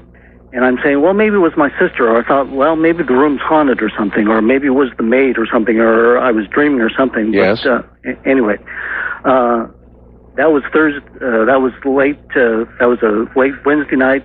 The next day I relate the story. Friday morning I get a call from my wife saying, I have some bad news, that my niece has died. She committed suicide. Well, I find out, and I didn't connect it at the time, but I'm thinking, and I tell the guys this, well, maybe that was my niece that came to the room. So I go back to Montana for the funeral. I'm the one of the last persons to view my niece before the funeral, and it was that face that I saw. Long time, and they wanted someone who would appreciate the home, and so my daughter got it, and they'd been in it about 5 months, and I went out to visit, and I hadn't been in the house 5 minutes. My daughter was helping me bring my suitcases up to the bedroom that they decided to put me in, and I walked into the bedroom, and I got the hair standing up on the back of the neck, etc. And I turned to her and I said, I hate to tell you this, but there's somebody in this room. And she just went, oh, Mom. She said, she told her husband when they had moved in there, I got the story then. Oh, no, you can feel it. I mean, you said the hair on the back of your neck stood up. Yeah. You absolutely can feel it. I've had that happen to me, and you're never wrong. No, I know it. If the hair on the back of your neck stands up, something's happening big time. There's somebody there. Yep. So anyway, she tells me what's been happening in the 5 months. They had not told anyone this, and since they had moved in, they especially in the evening after they'd put their young daughter to bed, they would hear somebody walking in the upstairs hall. And originally, of course, they would think that their daughter had gotten up and was walking around, and so they'd holler up the stairs like good parents, and then somebody'd go up to put her back to bed, and Sure. she'd be sound asleep. Sure. And they would have doors opening, particularly in that upstairs hall, and things like that going on. And so they wondered, and she knew, because I sense these things, she knew that I'd know if there was somebody actually in the house. And so So I stayed in that room. Of course, they put me in the room that they thought she belonged in. You stayed there, huh? I stayed in that room, and I was there for about 3 weeks, and it was okay. When I encounter something like this, I talk to them, and I didn't have any problems. Well, after about 3 weeks, my guy flew out and joined us, and the first night that he spent in the room, I woke up in the middle of the night, and she was right in his face. She was leaning over the bed and within inches of his face. Now, I normally do not see them. I usually just feel them. Oh, my. Could you clearly see this? No, not clearly. But it was like, when you just, it's like out of the corner of your eye. But, when you just wake up, sometimes you can see what you don't see when you're That's right. fully conscious. Yes, of course, yes. And I could see this. Well, obviously, then, you had made your peace with this entity. Or she wasn't that bothered. She wasn't bothered by me. She wasn't really bothered by them in the house. She just did her thing. She wandered around and opened doors and things like that. My granddaughter had been sleeping in that room just before I came. My daughter said, well, we're moving her out. You can stay in that room. Well, they were moving her out because she'd wake up screaming in the middle of the night every night. But go back to this moment. I mean, here's this entity leaning over, right? Leaning over him, and I woke up, I sensed this, saw this, and got first very scared, and then, which I don't think of myself as a very possessive person, but I got angry. It was like, this is my guy. Get out of here. I got angry, and that was almost jealousy. Yeah, and it was like, well, I didn't know what she would do. I knew, for some reason, I knew very quickly upon going to the house that it was a woman, and she liked doors open, she liked the room neat, stuff like that. I just had a sense about it, but I didn't realize she was not happy with him being there. He's messy. Let's rip this messy guy's kidney out. She didn't want him in the room. She didn't want him there, and I didn't know what she would do, so I got angry and essentially just said, back off. And so I just told her, I said, I calmed down. I started talking to her and said, look, My guy. Yeah, my guy. Leave him alone. We're only here for short visits. We'll be gone soon. If you back off and leave us alone, I will leave the door open. I will keep the room neat, etc. The little things that she liked. And if not, you will have me to deal with. All right. Not that I knew what I would do. Yep. But tough lady. But I was angry. All right. Well, I appreciate the story. Okay. Thank you. Anyway, we found out later who it actually was a woman, the last of the family that owned the house, had died in the house. I see. Well, listen, if something like this happened, I'd like to have somebody like you around. Get the hell out of here. Thank you very much. Bye. East of the Rockies, you're on the air. Good morning. Hello there. Hello. Yes, you're on the air, sir. Oh, this is Mark from Richmond, Virginia. Hi, Mark. Good morning. I hope I can be as eloquent as your other speakers.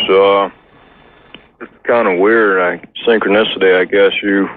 I'm a little bit early here, a little bit 6 minutes early. You were talking about red-eyed monster stories. You'd like to hear it? Not monsters. I mean, you could think of them that way. What I said was, in the next hour, I wanted to get stories from people who saw what obviously is an evil entity. And to me, the scariest description of evil are these glowing red eyes that so many people have seen.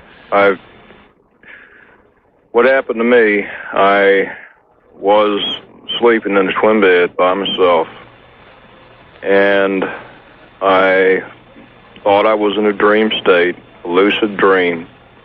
I mean, because I could picture the bed and picture the wall, everything was as it was.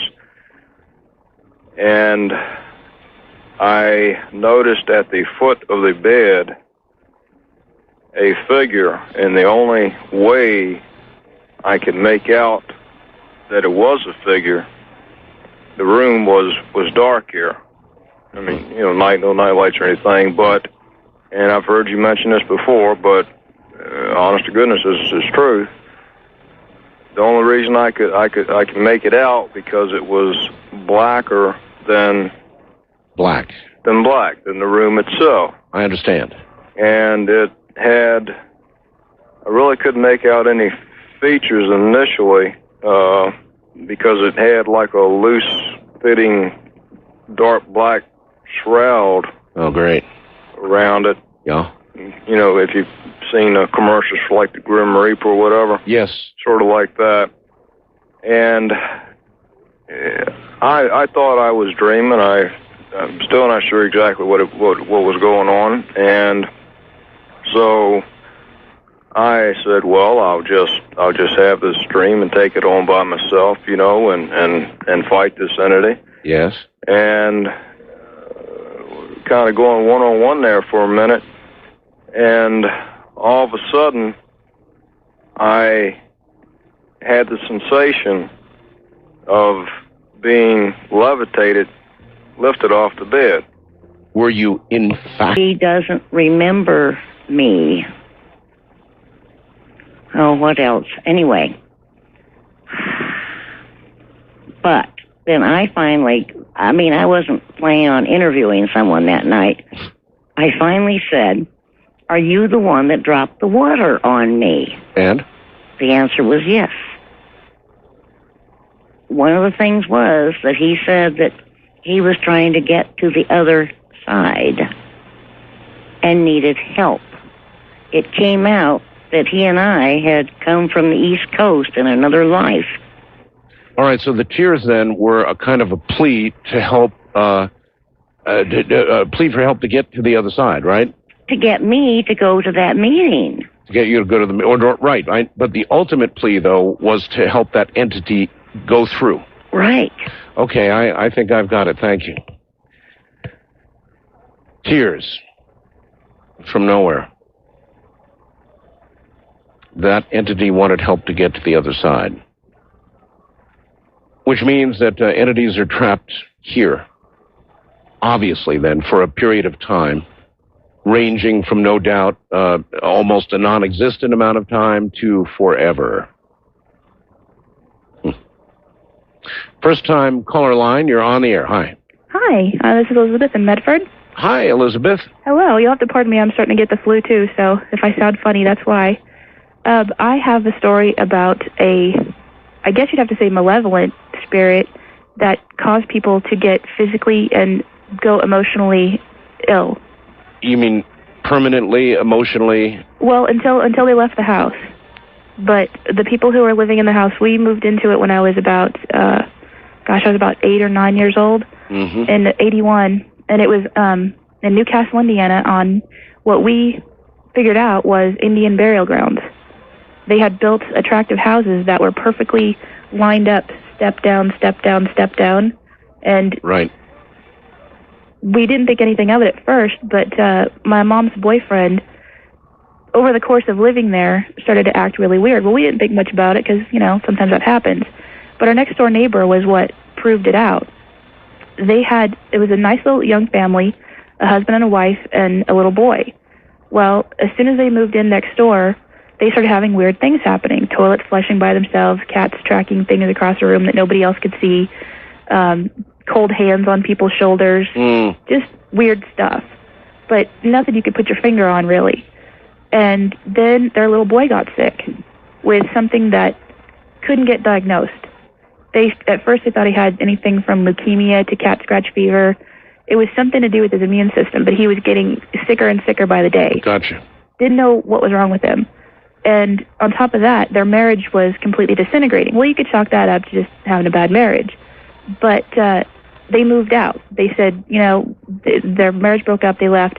Well, that you could have just left that as a coincidence. Well, the next people that moved in, a wife, a husband, a little boy, same thing happened. As soon as they moved in, the little boy started to get ill. And the husband and the wife started fighting. Well, she was a bit more open-minded, and we had talked to her. My mom was open to ghost stories and things like that, and had told her about the previous couple. Well, she said, there's this room that every time I go into it, I want to just about kill my husband.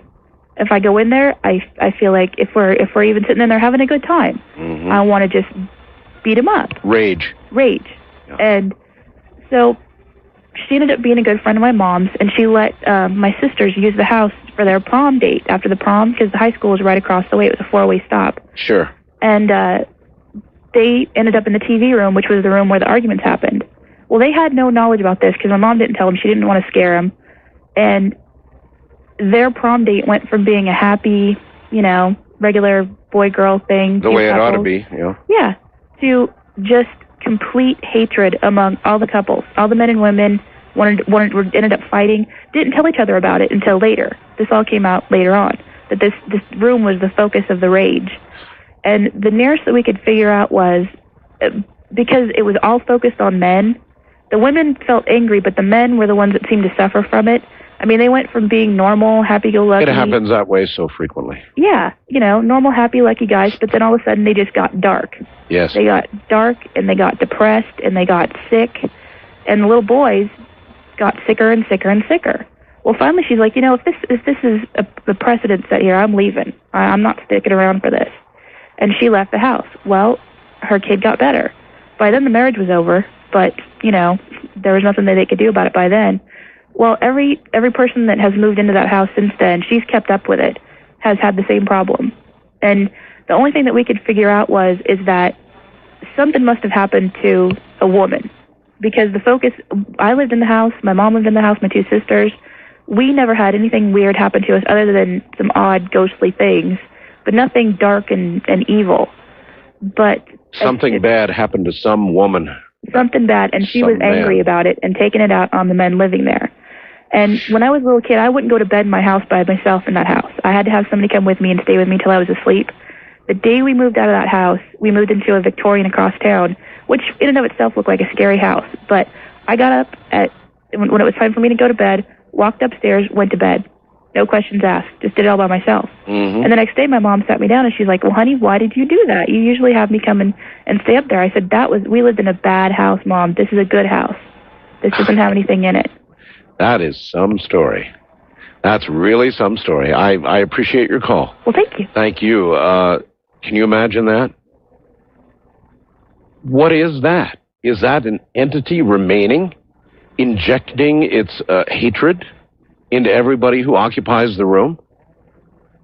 Or again, is it some sort of echo of hatred, memory of hatred, some kind of living memory, whether it's a living person who was there or somebody who's passed away? Is that hatred then infecting everybody who occupies the same space? So does that mean then that entities or just this raw hatred can occupy a place forevermore or until released? I don't know. There are so many questions generated by stories like this. Wildcard line, you're on the air. Hi. Is that me? That's you. Hi, my name's Barbara. I'm calling from the Enumclaw, Washington. Welcome. When I was 17, my mother died very unexpectedly. In fact, she was out of the country, and I received a phone call saying, well, she's dead. And I grieved painfully for her, and I grieved for not ever having the chance to say goodbye to her. And about 6 months after she died, I was physically becoming ill. I lost a tremendous amount of weight, took a lot of drugs, drank a lot, and was basically self-destructing.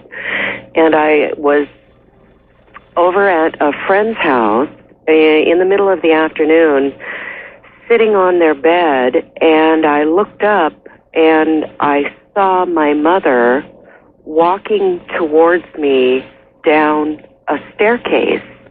And she looked radiant. She actually looked younger and thinner and healthier than I could recall her ever looking. She looked beautiful. Yes. And I jumped up to run and embraced her, and she said, I'm sorry, but this is taking so much of my energy to appear to you that you can't put your arms around me, but you can talk to me. So I was telling her how much I missed her, and she said she was aware of that and that I needed to stop grieving, and she was in a much better place.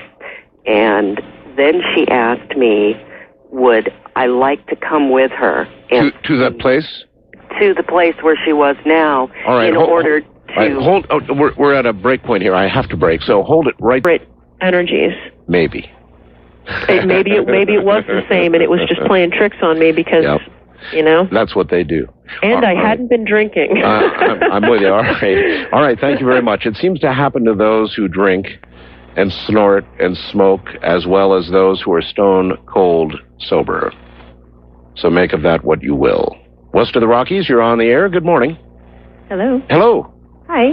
Well, I have a very scary story that I've had a lot of not so scary ghost encounters since, but this particular one happened when I was probably about 16 or 17 years old. Mm-hmm. And I had a friend who was really afraid of, I guess she'd seen The Exorcist or something, and she was horrified at the prospect of ever being possessed. Of course. And, you know, she was very rigidly Catholic, and I was not really all that paranoid about that. And I said, well, you know, I believe in God strongly enough that if Satan ever came after me, I'd know I'd win. And I went to bed that night. Mm-hmm. And I used to kind of meditate to go to sleep, and so I kind of, you know, meditated to go to sleep. I was very into stuff like that. And I remember just kind of getting down a nice, quiet, calm place, and I felt something cold above me. Icy. Above cold. you. Above me. You know, there are a lot of people, my dear, who say that meditation opens the door. Well, I know that now. I didn't really know that then. I was only about 16 or 17. I'm in my late 30s now. And for some reason, 16 or 17-year-old girls are particularly subject to this sort of thing. We don't know why. Anyway, something cold above you. Something cold. And I think you have a lot of energy then. Yeah. You're very young and fresh. And I, you know, I looked up. I opened my eyes. Now, I know I wasn't asleep. You know, I've thought about this hundreds of times. I wasn't asleep. There on my ceiling, between myself and my ceiling, which was, you know, like a normal 8-foot-high ceiling, yes, over my bed was this green, glowing green thing. It looked like a big amoeba, but it was black in the center, and as it got from the center outwards, which was probably the width of my bed or thereabouts, it got tinged with yellow and then green. It was like a fluorescent amoeba around the edges. Starting to sound like something from Ghostbusters. Oh, no, the Ghostbusters was tame. I looked at this thing and it looked like it was pulsating. And in my head, I heard this voice. And it was so metallic. It was, we need you, we need you, we need you. We need you. It was so metallic that it sounded like a machine had generated, like, you know, you pick up the phone and it's the operator and it says to put in the number or whatever, and it's very generated. Yes, oh yes, of course. And I was so terrified. And so I said, oh God, and I tried to pray. Does that make sense? It makes sense to me. I couldn't pray. And I felt myself get sucked out, like out of my head, out of my body. And I felt myself go into this black void. And I just, I couldn't do anything. I thought, oh my God, where am I going? And then I just got, no way. I'm not going to there's no way. The thought was just no way. And I was back in my room. My room was cold. I remember I got up. My parents were still up in the other room. And I walked out, and I'm like, oh, you know, I just had this. And of course, they didn't believe me. But they didn't believe you? Oh, no. But they didn't hear, we need you. No, they didn't. But that area has had a lot of activity, of different types of activity. And, you know, we've since then seen things in my dad's house and, you know, different things. But it's definitely, I think what I did was I challenged something. And in the end, I think I won, but I was scarred for years from that. I couldn't meditate for years. Come across with us. That was sort of like what it was, only it was more metallic. More pretty scary. Metallic, even more metallic. It was, come with us. you got to change the pitch on that there, Art. Just kind of make it really metallic. And then go down. I don't know what to say about you. That's a scary one. All right. I appreciate it. Thanks. Thank you very much. You're Take care. First time caller line, you're on the air on Ghost to Ghost AM. Hello. Good morning. Good morning to you. I have a pretty scary story for you. All right. I have not spoken of this in 20 years. Matter of fact, my friend and I, we haven't spoken of it at all in probably the last 10 years. We used to belong to one of the oldest deer hunting clubs here in South Carolina. And we were hunting with dogs this particular Saturday. Of course, this area is rich in Civil War history. Sure. Anyway, story short, we had collected our dogs that we were hunting with. It was getting pretty late in the evening, and we rounded this curve in the road. We were back in a very remote area that had only been hunted maybe twice in the last 10 years. We had around 18 head of dogs with us. These dogs stopped suddenly and doubled back. Just startled. Just doubled back. They stopped. They were barking, just jumping around, hair bristled, fangs pretty much bared. Scared the hell out of us, And it was misty looking, but what we saw on the edge of the woods was what appeared to be three figures. And we kind of looked at each other like, okay, Three figures. Three figures. They appeared to be soldiers, like old Civil War soldiers, Confederate soldiers. Really? But you could not make out enough detail. When the reason we thought Confederate soldiers, because you could see the hats, the short-brimmed hats. Gotcha. Okay. But what happened, we just stood there frozen. I don't know about him. I was scared to death. But we heard just a low voice saying, "Leave us alone. Stay away. You're not wanted here." Oh, that'd do it for me. And this gets very freaky. This was repeated 3-4 times. We took off in a dead run. Our truck was around the other side around this long curve. It felt like we had concrete blocks strapped to our feet. But could not get the truck doors open. When I got on my side, I could not get it open. Yes, sir. And we both hit the ground. I felt just an enormous heat come over me. Started vomiting, projectile vomiting, trembling, and still heard the voice saying, "You're not wanted here. Stay away. Leave us alone." This went on, I'm guessing, probably 15, 20 minutes, till finally we were able to get up, regain our composure, and get in the truck. We left dogs and everything. You left the dogs? We left the dogs. The dogs having no part of this. They were gone. Uh-huh. And I know this may sound amusing on one hand, but believe me, it was very terrifying. We got into the truck, got completely out of the hunting. It was about 5 miles back to the main highway.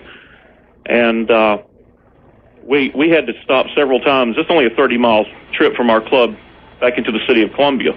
We had to stop several times, in fear of wrecking. And we were both very sick, very ill. So this was no dream. This was no dream. This was no dream state. This was not alcohol-induced. This was not a redneck club. This club was comprised of doctors, lawyers, law enforcement personnel. My pastor was the president of it. Well, one good thing, sir, you can follow directions. I have a feeling if you had not gotten out of there, you probably wouldn't be here now. Well, I will say this to you, that the story goes that, see, our clubhouse is sitting on what is considered the old Sumter Highway. Tell you what, can you hold? I certainly can. All right, stay right there. Describe it. And I would put the books down. So was it ever so annoyingly hot that you would intentionally call on whatever this was to get it cold? That's a good idea. I'll think about that this summer when our electric bill comes in. Yeah.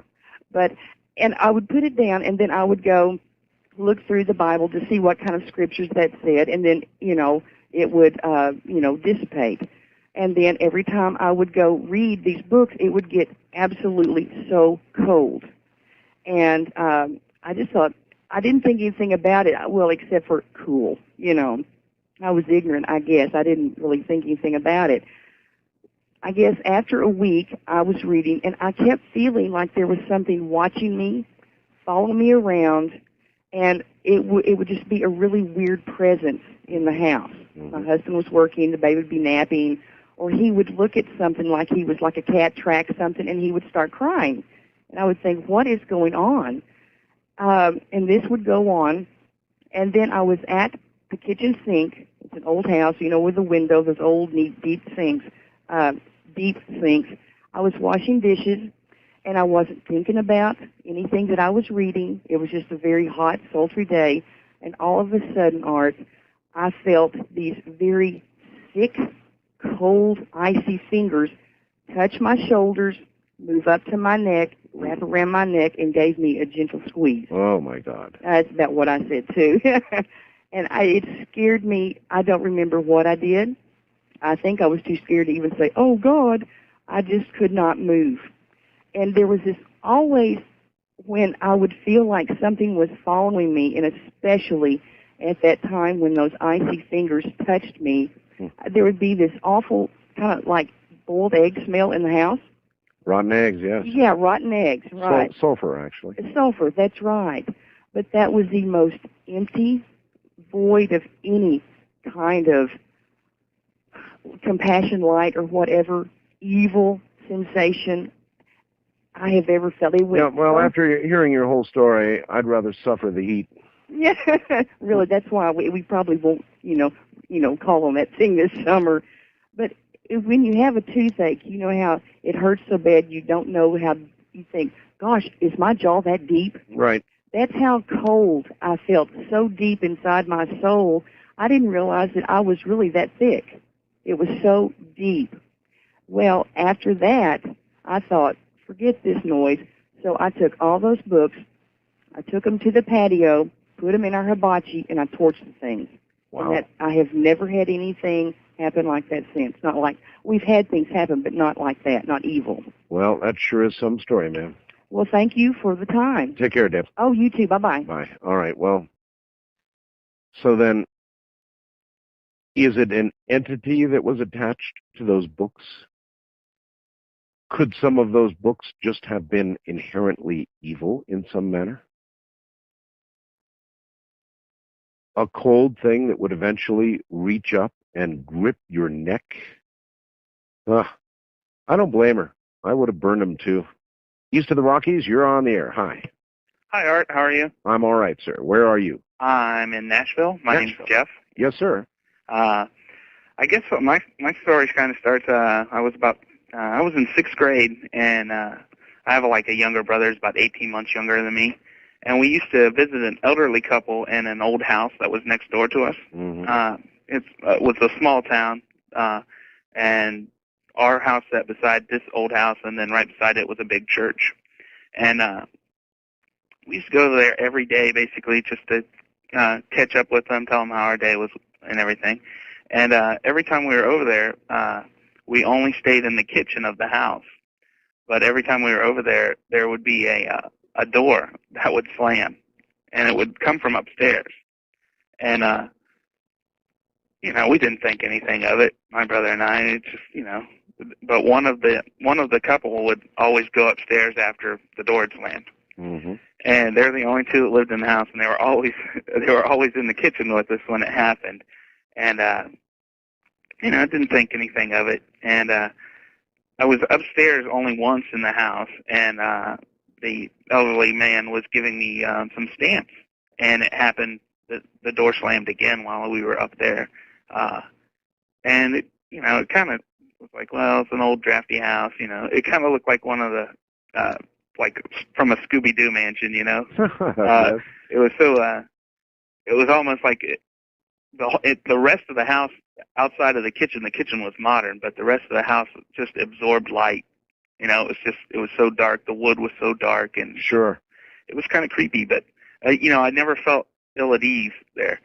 But I got into high school, and I was at a hayride, and one of the girls who was out of high school knew most of the folklore about the town, and she was telling us that there was house next to a church in town where someone had committed suicide. And, yeah. And I was like, well, which church? Because there was about 3 churches in there. And she told me it was the Presbyterian church, and sure enough, that was the house that I used to live next door to and would go to every day and, you know, hear this door slam upstairs. And oh man, this is where it gets a little creepy. One Halloween, we had taken pictures outside of me and my brother and my younger sister out in the yard with that house in the background. Right. And we had a strange occurrence on the film itself. It looked like, you know what a double exposure looks like. Of course. But, oh man, it's creeping me out. What was it that you saw in that photograph? There was, it was a picture of me and my brother and my sister. Right. And it was like our body or our presence had shifted all the way over and away from where that room is in the background of the picture, and our presence had kind of shifted over away from ourselves. It was, but that our bodies were the only thing that were double exposed that looked double exposed in the picture, and it was a little vaporous kind of thing going on there too. It was and we'd taken like 3 pictures outside that day of us in our Halloween outfits, and the one with the room in the background was the only one that was different. Well, then I've got to ask you the same thing. Do you still have the photograph? I believe my mother has it, and I think she has a scanner, so I'll have her look for that, and I'll send it to you. Boy, we live in some day and age, don't we, when Mom has a scanner. Yeah, I'm telling you. Well, all right, I appreciate your call and your story, and I wish we had more time, folks, but we are out of time, as it were. Sorry about that. It always rushes by. Ghost to Ghost is, as I said, something we're going to be doing more of during the year than just, at Halloween, because it's so interesting and because things are changing out there. We're beginning to, we're getting close to a big change. Don't you think? I do. Have a good night, everybody, and tomorrow night is going to be very, very interesting. Brittany Petros from Big Brother is going to be here, and then we're going to have a guest on reality TV. It's going to be a different kind of night, but I think you're going to enjoy it. I'm Art Bell from the high desert, the desert of the sea. Good night.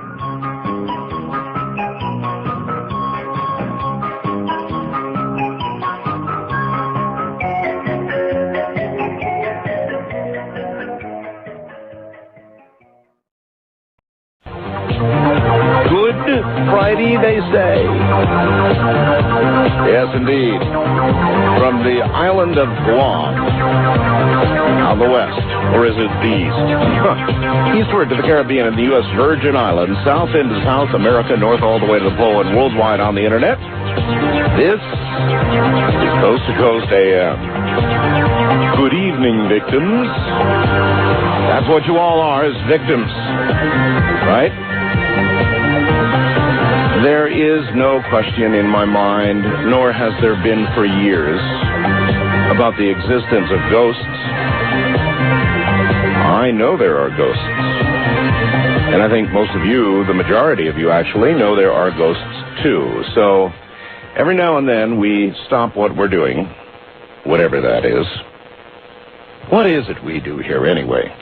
Anyway, we every now and then stop and we do what we call Ghost to Ghost instead of Coast to Coast. Actually, it's the same thing, just new name. And we tell ghost stories all night long. Now, you may hear it in my voice,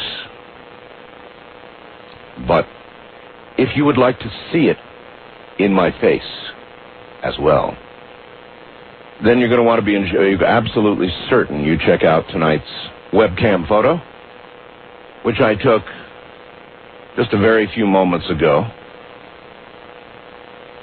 That'll show you. It'll absolutely demonstrate to you what my mood is like. You'll be able to see my mood like that.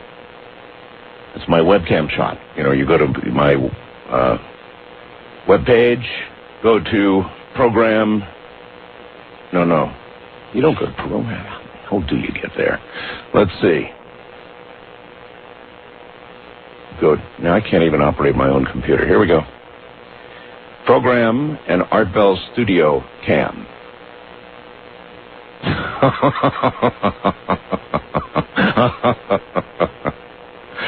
Yes, indeed. Took that a few minutes ago. That'll set the mood for you, all right. I would like to welcome WTSLAM in Lebanon, New Hampshire. Or is it New Hampshire? No, it's New Hampshire. Technically, it's probably New Hampshire, right? 1400 on the dial there. Yo to Sean Baker, the PD. Little do you know what you're in for, Sean. It's going to get a little rough. It always does on these nights. All we do is tell real ghost stories. And, you know, there are a few rules to what we're going to do tonight. Let me lay those down now, all right? Only serious, interesting, scary ghost stories need apply. They're all by phone. Unless you consider yourself to have, because there's as many of you out there as there are ghosts. And 1 million ghost stories in the night.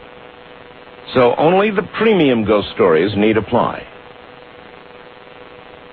I mean, they've got to be good. So that's rule 1. Rule 2 is, for God's sakes, turn down your radio. Okay? But that's always a rule. Then there's rules about, boy, we have a lot of rules, huh? Ghost photos. Yes, we will accept ghost photographs, as I think now we have probably, I think we have the best collection of ghost photographs on the web. If not, then we're certainly getting close, you know, to the best. And that's thanks to all of you. The same ones that are going to provide the quality ghost stories tonight, I would like to provide quality ghost photos as well. So only the good ghost photos need apply. Now, what does that mean? That means any obvious cigarette smoke ghost photos are out. They've got to be better than that. That means a ghost photo with a camera strap blurring the front doesn't count either. Occasionally we get the real thing. You know, last night, or the night before. That was the night before. Somebody led me to, I think it's the 5th page in the gallery. A ghost photos, 5th page, I think. And there's this picture of this, God almighty, there's an arm coming right out of the television. And it looks, you know, if it's a fake, it's a really, really, really good fake. If it's not a fake, it's everybody's nightmare. I mean, it's just everybody's nightmare. You look at that picture, some caller led me there, and, you know, I slowly, ploddingly made my way there on my own website, and I got to that one, and oh my God, look at that. And I'd never seen it. I guess it's been up there for a while, but I hadn't seen that particular one. That's a real heart stopper. Absolutely no question about it. So we want only quality ghost photos sent to webmaster@artbell.com.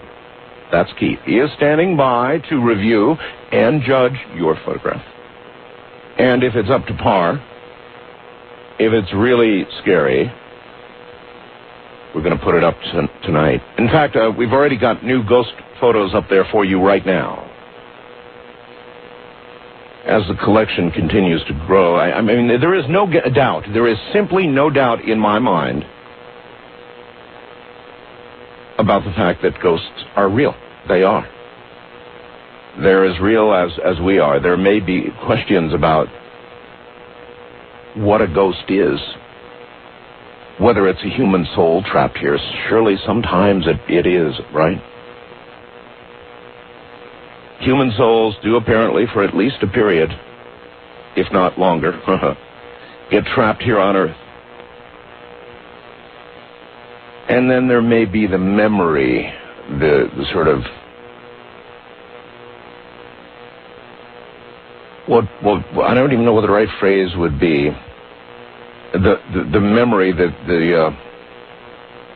I don't know what it is that's left of a person when their soul has departed, but something that seems to stick around. Maybe that means we have more components than we thought we had. I mean, soul goes this way. The lingering memory of the person goes that way. I don't know. Have you ever thought about that? We may have more components than you thought.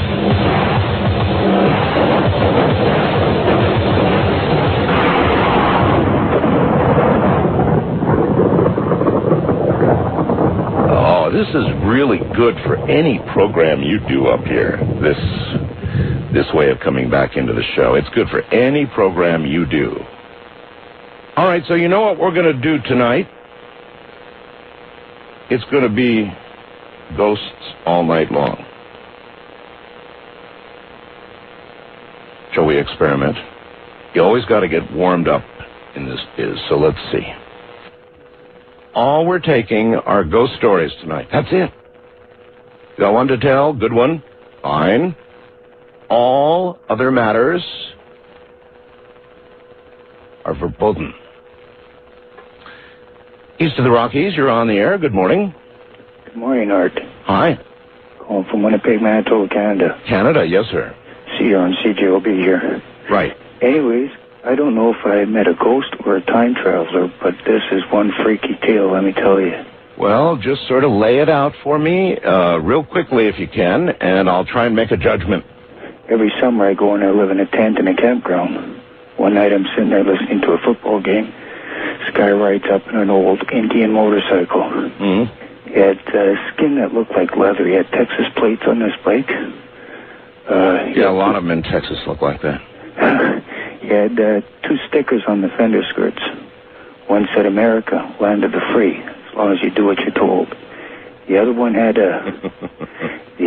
a picture of Mount Rushmore and a picture of Reagan smiling with a tooth that was sparkling. And it said, "Don't believe any of them." Anyways, we're sitting there talking. I gave the guy supper. If you're going to give me this kind of detail all the way through, we don't have enough show to do this. Okay, anyways, we get talking and comparing countries, this and that. Told me that they never really did land on the moon. Americans never landed on the moon? He said that. Uh-huh. He said not only that, he said Apollo 13 didn't happen the way it said. There was no accident in space. I asked them why this would happen.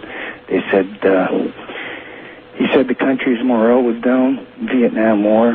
He said, if you look at when they came back to the planet, the whole world stopped, sat on their seat, on the edge of their seat, and held their breath.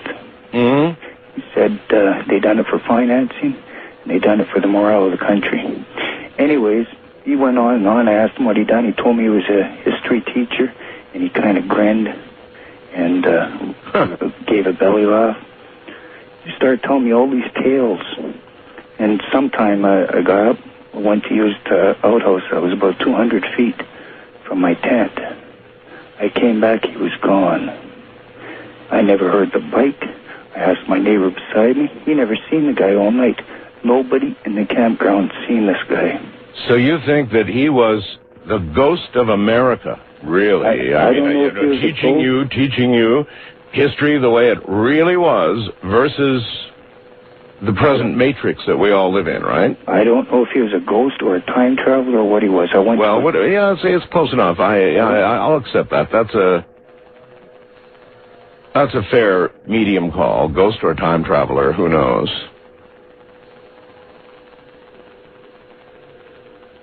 Matrix Traveler. How about that? West of the Rockies, you're on the air. Good morning. Yes, sir. Oh, man, I'm glad I made it there. Yeah, I'd like to be Mr. Art Bell. This is Mr. Art Bell. Hi, sir. How are you? What can I do for you? Do you have a ghost story? Yes, I do. I guess it was back in 93. I was in a 7-Eleven. There was just 3 people in the 7-Eleven store, me and 2 people. 2 people came in front of me, and they were going through the yard, where the milk and the soda pops are. Yes. And, generally, yes. Anyway, up against the wall, usually. But anyway, these 2 people looked they were dressed in rag clothes, and they were just a few feet in front of me, and all of a sudden I heard this voice out of nowhere. It says, "Only fools pay." And I was just looking around, and there was nobody there that said that.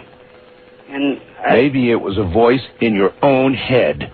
Yeah, only fools pay. Right. Only fools pay. Trying to talk you into copping a soda pop or God knows what else. See, could have been your own inner voice tempting you. The little guy that sits over on the... Does he sit on the bad one, sit on the right or the left? And there's a good one. But the good one doesn't get to speak up that much. That sounds like the bad one. Only fools pay in 7-Eleven. Take it, bud, and run. First-time caller line, you're on the air. Hello. Hello, Mr. Art. This is Frank. I'm calling from Orlando, and I'm listening to you on the Internet. Yes, Frank. This is quite a few years ago. I was actually pretty young, about 6 years old, 6 or 7. I lived in Long Island at the time. And I had an appearance of some type of apparition in my bedroom window. Stays with me today. I remember it as just like it happened yesterday. What do you remember it looked like? It was a definite female, a woman that appeared to be in her 30s. I remember that it was generally all one color, like a greenish or grayish color. And the best description that I can give of her, I could actually see an emotion on her face. It appeared that she looked at me with compassion. If I was to see it today, I wouldn't be frightened. But then I ran out of my room screaming. And I never told anybody about this until about the age of 25. I was mentioning it to my sister. At that point, she told me that she had also seen the same thing in our house. Oh, no kidding. So no kidding. Whatever it was then was in the area of your house, and not just visiting you in particular, but... I would imagine, it was not something that I saw all the time. It was just a one-time deal. My parents never mentioned anything of it, but we did move out of that house about a year afterwards, and the people who purchased the house from us moved out about 2 months afterwards. Now, I don't know if that's related or not. But I don't suppose when you sold that house that you disclosed to this happy little honeymooning couple that was going to get it next, that there was an entity in there that would tend to show up by your bed in your window at night. Well, at the time, I wasn't old enough to have that kind of contact to give that information, but... You mean you didn't say, Mommy, Daddy, no. You've got to tell them. Well, actually, I have a grandmother who was babysitting that evening, and she does remember me running out of my room screaming. But, oh, yes. Yeah. All right. I appreciate your call, sir. Thank you, and take care. Yes? An entity. Well, what do we know about this? We know that ghosts, particularly those produced by suicides, especially suicides, and that is worrisome, seem to hang around the place where they committed suicide, where they took their own life. So I suppose, had you had a chance to, check into it a little bit, you might have found that somebody may have done themselves in on that property somewhere. These days, you've got to disclose that kind of thing when you sell a house. But you and I all know, we both know, don't we, that you would never disclose that, would you? And oh, by the way, you're buying an entity as well. It's in the house here. No, you're not likely to say that, are you? So I wonder how frequently such a thing is invoked. I suppose when there's an official prior history of haunting. Now, how would you establish that? Well, newspaper articles, perhaps? I can see an attorney using that. You see, there was publicity about this house. Everybody knows there was something wrong, very, very wrong in this house. I have a way of knowing things. And I know this. If you have a really good ghost story, and you don't try to get through tonight, something really awful is going to happen to you. This has burdened you long enough. This is your opportunity for release by telling your story. And if you don't, it's not my responsibility. You've been warned. On the first-time caller line, you're on the air. How you doing, Art? Well, so far so good. Before I tell you, can I ask you a question? Possibly. Do you know what lineage the Vikings were? No. I don't either, so I guess it's not going to help. But anyway, I don't really believe in ghost art, but I do believe in demonic manifestations. I believe there's familiar spirits which pose as people that we've known, which are actually demonic manifestations. That is a really conservative religious viewpoint, isn't it? Right. Mm-hmm. And I believe there's non-specific demonic manifestations. And you believe everything that would be that explains the millions of stories we can get on this program and elsewhere, and photographs, all of it is explained by the devil. Well, yes, because the Bible points it out about familiar spirits, and of course... And so, all right, fine. We'll go with what you believe your category to be. But that doesn't mean... But I also believe that it... I'm not going to argue it with you. You believe it. I've no... Right. Fine, believe it. Just tell me, have you had an encounter with an evil, demonic spirit? Absolutely. But let me just say that I believe that they could be interdimensional beings, too. That doesn't... because that's separate entities. So you're a little open-minded. Yeah, sure. Right. Sure. Go ahead, tell your story. Now, this comes with a parallel, too. Me and a friend both had this same experience at different times. It's pretty wild. Not only did we have the same experience, we had been friends for several years, and then all of a sudden we found out, while he was retracing his roots, that we had the same grandfather in Ireland, the same great-great-great-great-grandfather in Ireland, mm-hmm. which was very weird because we're both from different areas of the country, mm-hmm. and we met each other through work. But anyway... what happened one night is, I'll get right to the story, I woke up, and what I saw was really, really scary. There was a big entity in my room at the foot of my bed, and it was huge, and it had horns, great, huge horns on its head. And I'll get to the clincher of this in a minute. But it had great horns on its head, and it had red eyes, bright red eyes, and it was just standing there in my doorway. Heat red eyes. Heat red eyes. Right. Well, what I did is I said, of course, and I'm not really. I believe in the Bible and I believe in Christianity, but I'm not a big practicing Christian. But nevertheless, I said, in the name of Jesus, be gone. And the entity walked back through the door and faded away. All right. And I've heard this a million times. Well, here's the thing. I'm sorry. There's more? Oh, it's much more to this. I was just going to say, though, and this will argue a little bit with your belief system, I know, but you might as well have said, in the name of Art Bell, the paranormal talk show host, be gone. Well, that might have scared him, too. It might have, and it certainly would have told us a lot. Now, somebody out there should try. Now, I'm not going to be responsible for any lawsuit, for any bloody popes just sort of lingering and soaking into the bed that are left after this is tried. But there's a great other part of this story, though. Yeah, go right ahead.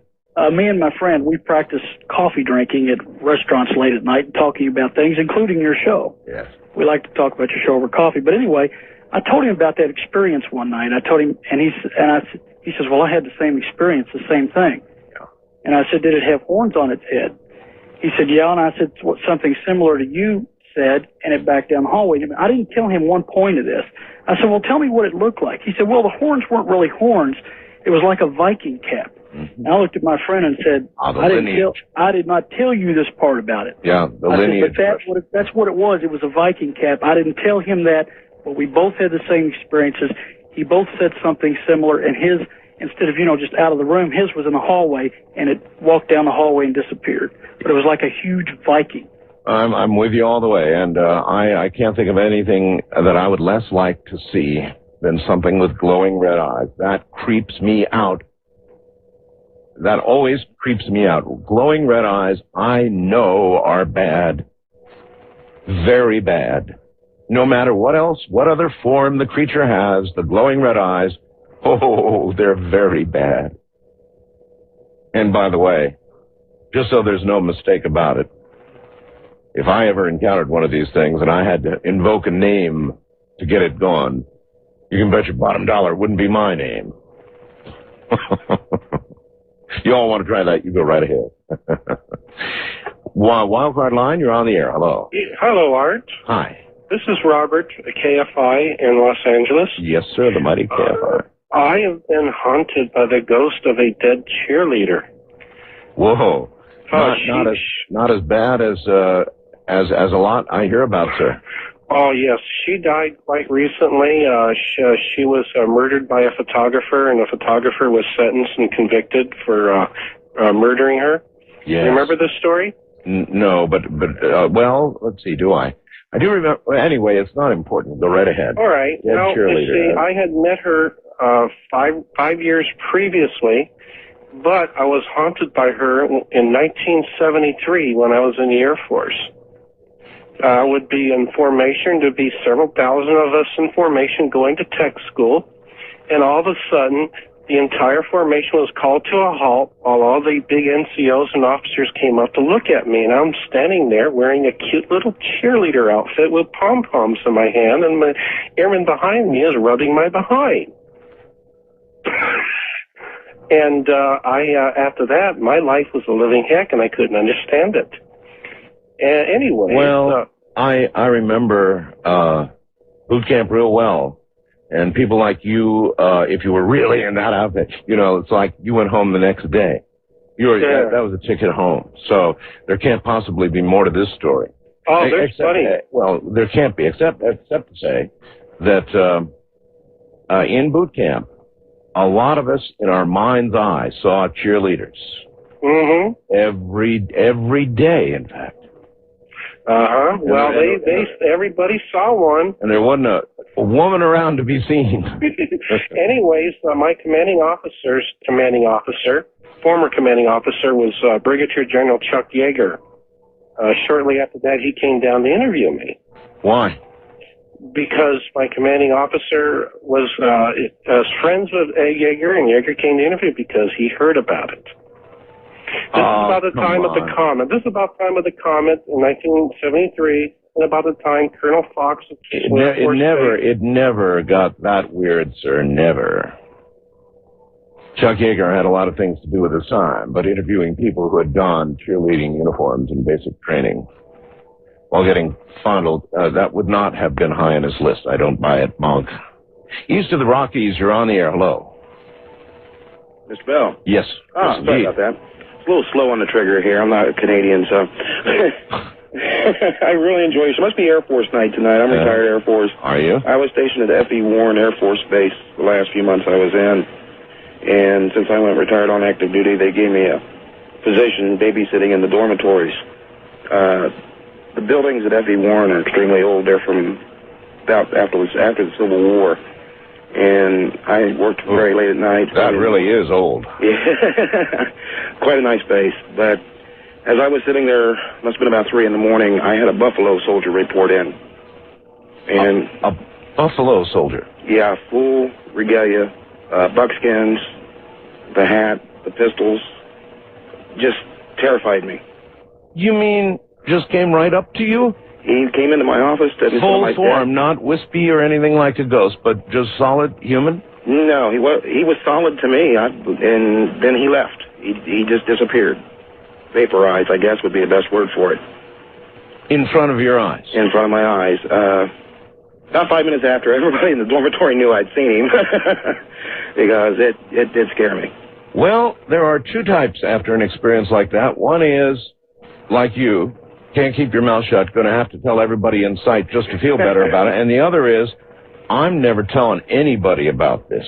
I'm going to go have a little nap, and I'm going to see if I feel better. Well, I lived across the field from General Blackjack's old house, Blackjack Pershik. Yes. And there were reports of lights and stuff in that building, his old house. And I had never believed anything until that soldier reported to me. And well, that was amazing. Here's something that I've thought an awful lot about, and that is battlefields. I, too, was in the Air Force to pile on here. And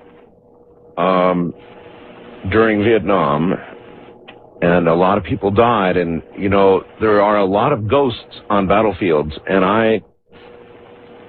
I've been, if a ghost is really a human soul still here on Earth, then there would be, in my mind, zero righteousness in the world and a very unfair God to take any soldier who had died in defense of his country and keep him trapped, keep his soul trapped on Earth.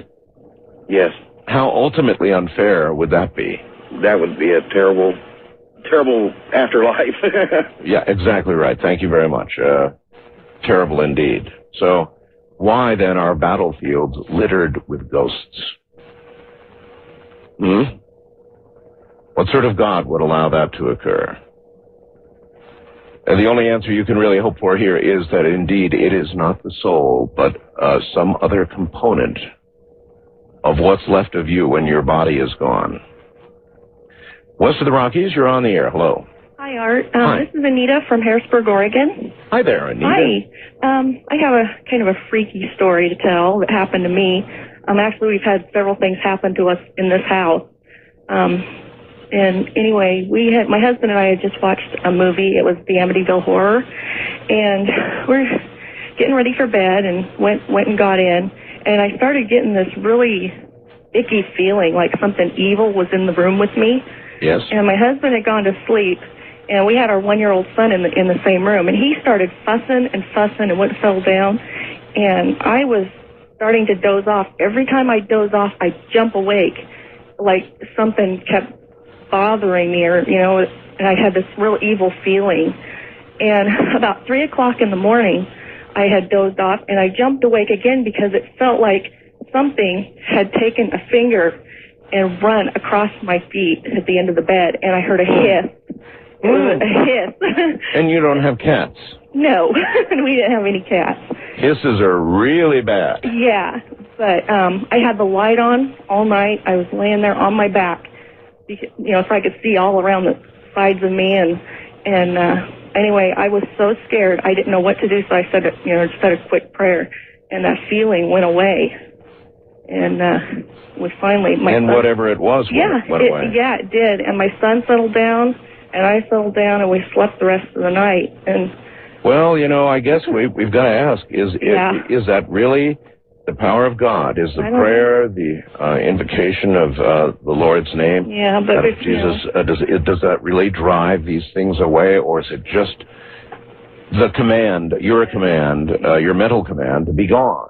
Yeah, but before that, my husband had seen a big figure in our doorway of the bedroom. He just saw the form of it, and this was like probably a couple months before my experience.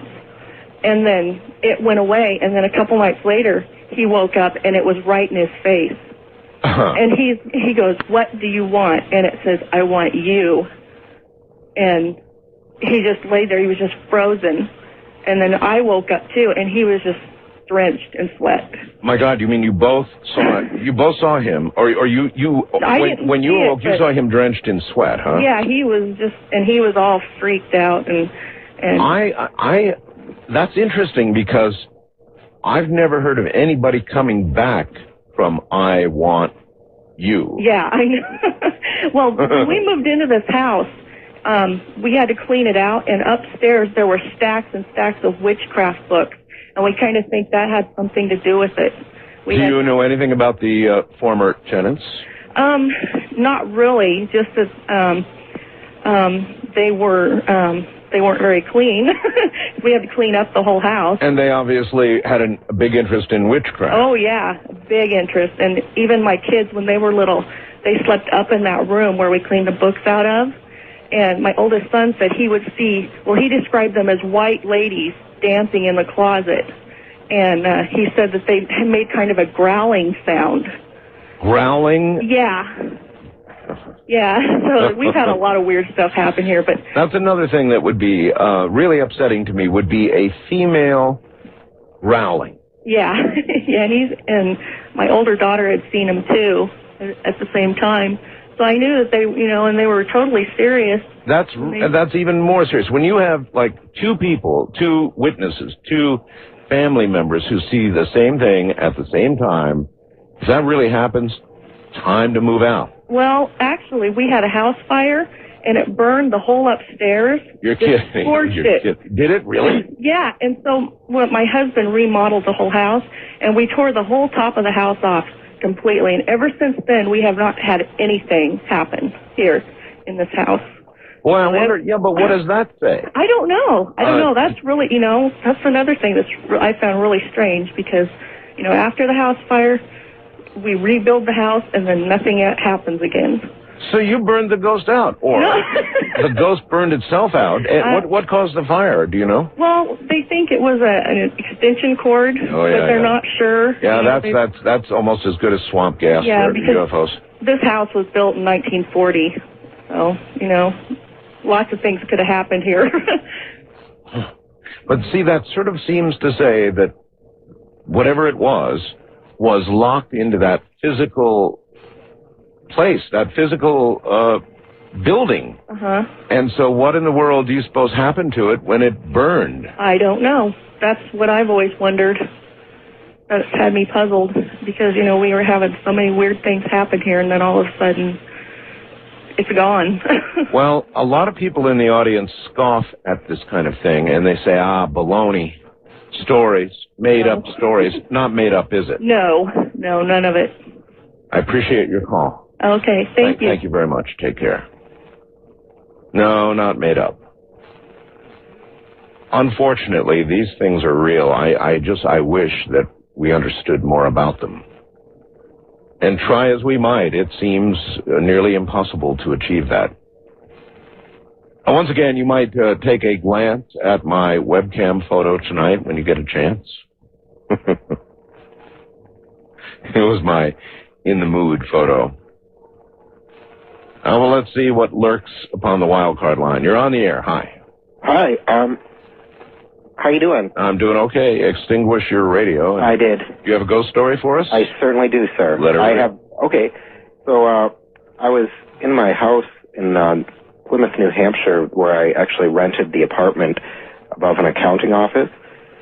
And at one night, at about 10 o'clock at night, all of a sudden I heard some loud noise, which sounded like somebody was down there slamming one of the doors. Then I heard what sounded like somebody going into a file cabinet and just ripping through the files, like you could just hear papers flying through. Yep. And then and I was scared. I said, I yelled down to it. I said, who's down there? And I said, I have a gun up here. And no response, just started tearing through them even more. So I went and I called the local police. They showed up in 3 minutes. The noise stopped pretty much right as they showed up. I went out and, greeted them, and they were like, well, what's going on? And they went and they checked all the doors to make sure nobody had broken in. And then, sure enough, they said, oh, there's nobody in there. They shine their lights in there, whatever, and they left. Well, the next morning, or later that night, I heard nothing more. But then, the next morning, the accountant came in and said, I went down there and said to her, this was my landlord. I said, I have to tell you, I called the police last night. I thought someone had broken in and been going through your files. She was like, well, nothing's out of order. And she's like, that's really weird because I couldn't tell. It felt like somebody was holding the door when I tried to come in this morning. Oh, really? Is this Art Bell? Yo, of course it is, yes. Yes, okay. Well, Like somebody was holding the door and she couldn't get in? Yes, sir. While all this was obviously going on, huh? Yes, and then she went around the front, unlocked it, and went in, and went back to that back door, and that door was unlocked, and no one was there. And I was looking out every window in that house to make sure that nobody came running out of there, because it is a college town. I've got to go at that point. You know, I look at my own webcam picture and it scares me. I did that myself. I look at that and I go, oh my God, what's in me? You know, maybe that's a good question. What's in me? You take a look at that. Do I have my evil side? God, I look terrible. Absolutely terrible. West of the Rockies, you're on the air. Hello. Hello there. Hi. Glad to have you back, Art. Oh, thank you. My name is Andrew. I'm in Castro Valley, California. Oh, yes. Listen, I have a story that took place in 1980. I was a sophomore in high school. I don't know if you know where the town of Auburn, California is. I do indeed. Oh, yes. Well, I went to high school in Auburn there. The high school was previously a university that my father attended. Just about a half a mile away, there was the Auburn courthouse. Very famous building, huge. And it had been abandoned for at least 40 years. Right after the war, they stopped using it and moved the courthouses to a more modern building. And I was an aspiring filmmaker in those days in high school, and so I managed to get permission from the county clerk to go in and do an amateur film in there, and I got the keys, and I went into the place with 2 or 3 friends of mine. This was going to be what? Just some historical film? No, this was just going to be kind of a romp, kind of a fantasy little thing. I didn't quite have it worked out. We were kind of winging it as far as the film goes. Yeah.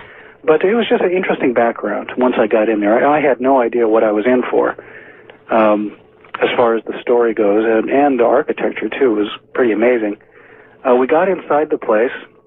If you can imagine, just a huge box, basically, made of stone, 3 stories high, and then on top of that was a giant rotund, much like a Capitol building rotund. Oh, yes. And on top of that was a little miniature rotund where you could get up kind of the crow's nest. No, I can picture it. I've seen the buildings. Okay.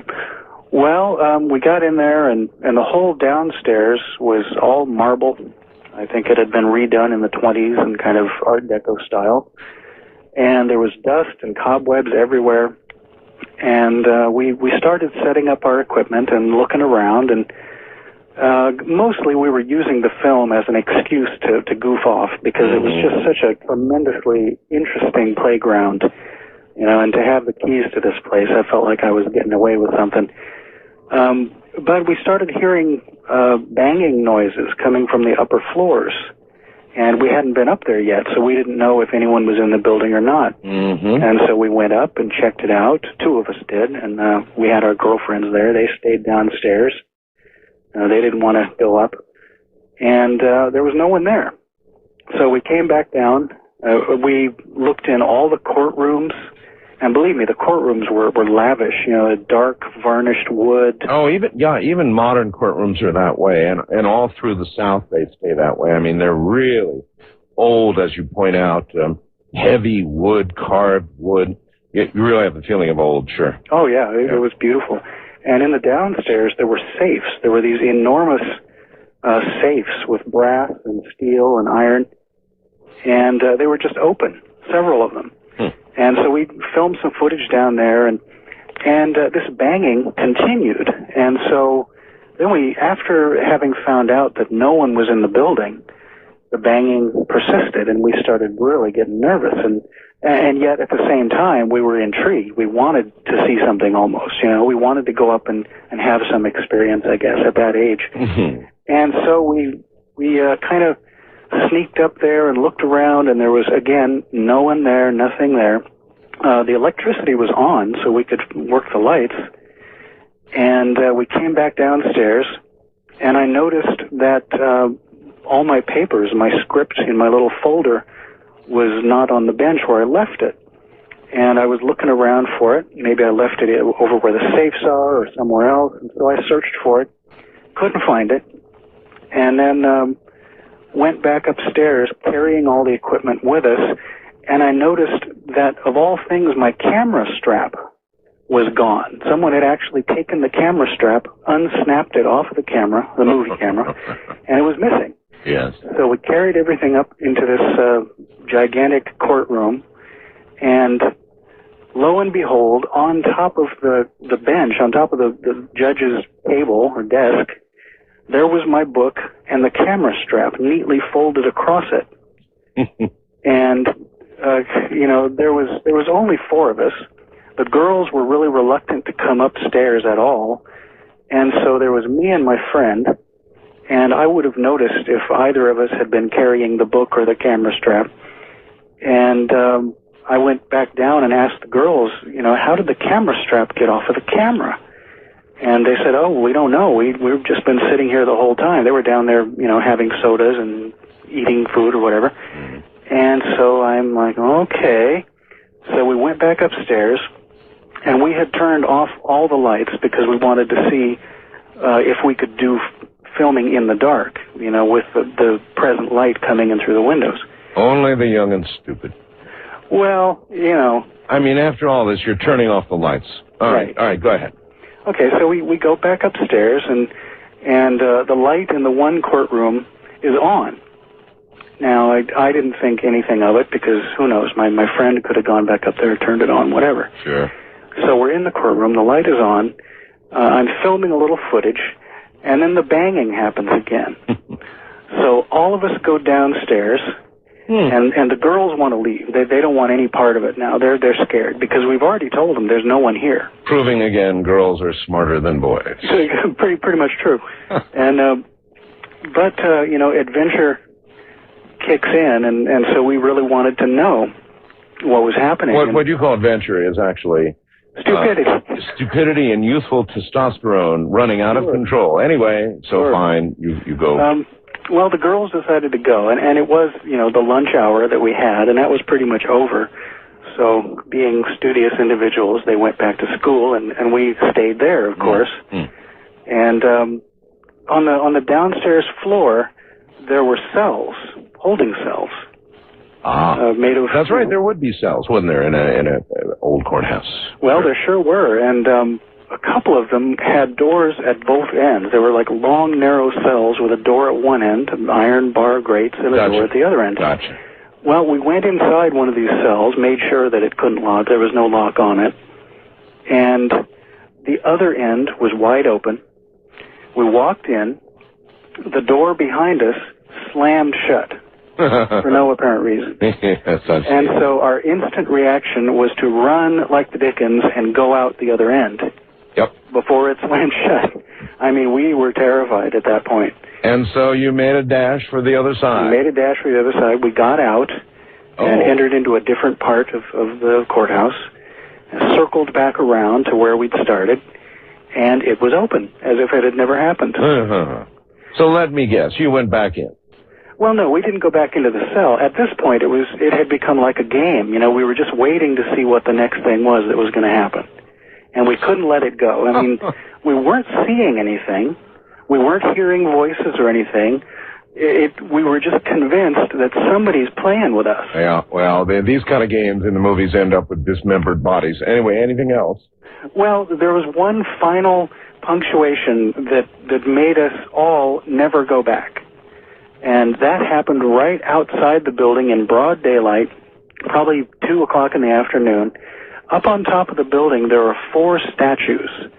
And they were the typical statue of justice, holding the scales and the sword. Gotcha. Except they weren't blindfolded. They just had their eyes closed. Right.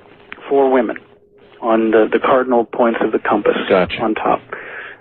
We were approaching the building. Just the 2 of us, my friend Aaron and myself. We looked up. We were just about to go in the front door. I had the keys in my hand. We looked up at the statue, and her eyes were open. And then they closed. And they closed while you watched? They closed while we watched. And we looked at each other, And we literally did a double take. We looked back up at the statue because we both recognized that we both had seen it. Yep. And we looked back up, and our eyes were shut. Uh-huh. And that was it. We turned around and went right back to school. The first smart move you made. That's some story, all right. Thank you very much. Okay, all right. Yeah, take care. Oh, yeah, you know, when you look up at a statue and the eye opens and then closes, it's really time to go.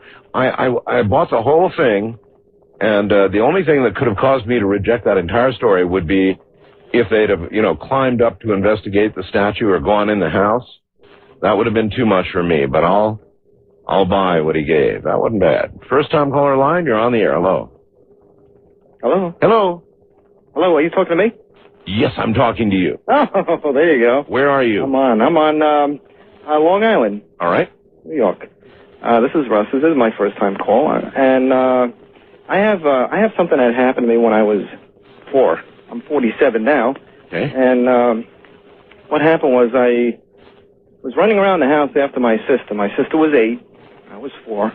And I couldn't catch up to her. And she ran down the basement stairs. I ran down there after her. And she's running around the basement and she's laughing, and I'm trying to catch up to her. And as I was trying to get her, I saw the basement door open. And so I said, the heck with it, and I ran up the basement steps to go outside. And when I got to the top of the steps, I noticed my sister was in the backyard playing. And I looked down the stairs and I said, well, if she's out there playing, then who's laughing downstairs? But, at 4 years old, who really, thinks of anything scary? Yeah, of course not. You don't. So then I just went outside and I continued to play. That was the first thing that happened. Then as I got older, my father would yell up the stairs at me and wake me up around 2 o'clock in the morning and say, what are you doing up there? Get to sleep. So I said, you just woke me up.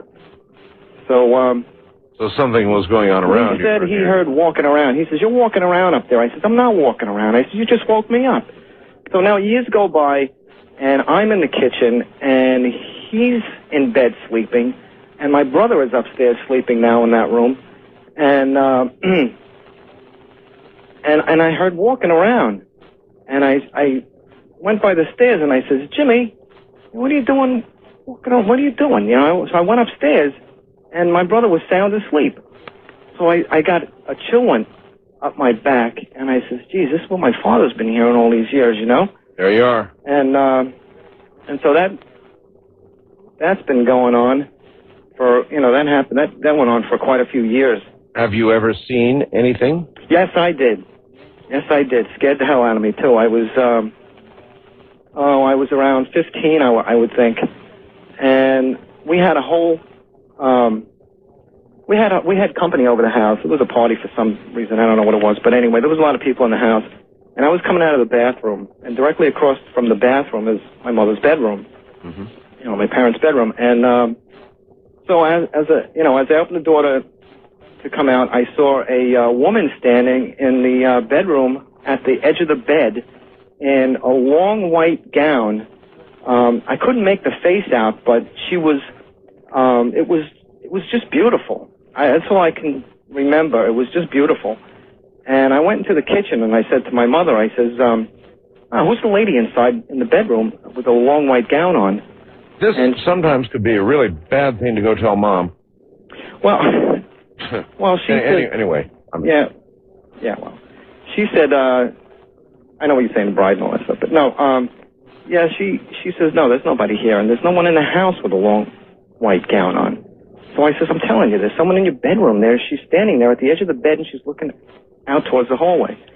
And so we went in there, and of course there was nobody in there.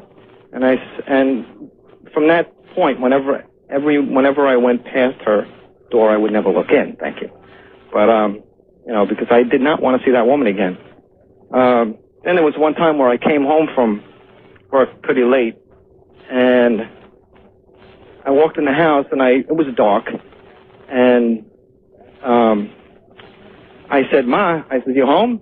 Because I heard the TV on in the den. and she always kept the lights out. She just kept the den lights on, and sure, you know, with the TV on. So she goes, I'm home. So I said, okay. I walked inside, and I walked in the den, and there was no damn TV on, and there was nobody home. So I flew out the door. I mean, I got these chills that went crazy. I just like shot out that door. Then I was sleeping, and I woke up. We don't have a lot of time now, so. Okay. All right. I was sleeping in my room, and the whole light was on. This is when I was just a kid, and I looked over towards the doorway, and there were two dark figures standing out my doorway. I don't know what they were, but they had these, like, they were shadows, and they had hats on, and they were about, I would say about 3 feet tall. Oh, we know what they are. And we know what they are. Yeah, well, I'm going to tell you something, Art. They were standing outside my door, and then I couldn't believe what I was seeing. I said, I'm fully awake here. I was rubbing my eyes. I said, what the heck is that? And I looked over again, and now they were in the door. They were about a foot inside the door. So I just laid down straight. I could not believe what I was seeing. I just wouldn't, I just would not believe that there was something in the room. And with that, something grabbed my feet, and I shot up through the covers, and I went for the light, and I put it on, and there was nothing in the room. Yeah, so physically grabbing your feet. Something grabbed my feet. Now, that would scare the hell out of you. I agree with you. Thank you very much. Bad enough to see things, hear things, walking about, and then see things. But the line is drawn at the grabbing of the feet. If something physically yanks on you, that means it's strong enough to have manifested itself physically in this world, and if it wants you, it's going to have you. East of the Rockies, you're on the air. Hello, Art? Yes. Hi. I'm from Indiana. I'm private in the U.S. Military Army. Oh. And my sister had a story quite like the females before, but, I had just a little bit to add to that myself because I had one of the experiences somewhat in the same time. And we were young, living in an Army base out in Fort Meade, Maryland. And my sister was up all night frequently, and she was always scared, and she was always running to the bathroom, and we just thought she was having bad dreams. Well, what the young lady had described earlier was exactly what my sister was talking to us about, and still continues to talk to us to this day. Something was literally scratching at her feet and grabbing at her feet, and she would run into the bathroom, shut the door, and just cry her eyes out.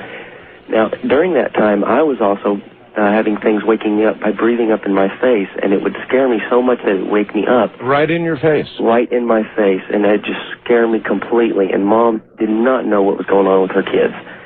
Now, at one time, I had felt something actually grab me, and I thought I was sleeping. I thought it was a dream, and to this day, it still feels like a dream, but I don't know, you tell me, but it almost felt like I was lifting up out of my bed.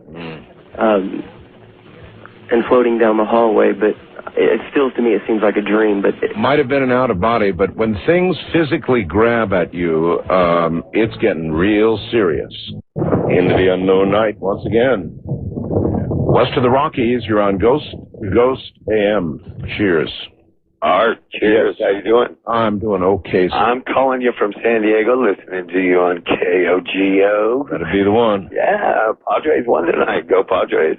But, I'm JD, and I talked to you one time before, I think. I'm the guy I'm really into the Somewhere in Time thing, too, trying to bring it to stage, but before I get into the ghost story... now you got it. Got to go right to the ghost story. Well, this has to do with the ghost, because did you know Somewhere in Time was really not that Mackinac Hotel? Yes, it was actually down near you. Yeah, Hotel Bell. I know all about that. And that's a haunted hotel. They have a room shut down. But that's not my story. I am from Hollywood originally, and when I was about 20, I'm 34 now.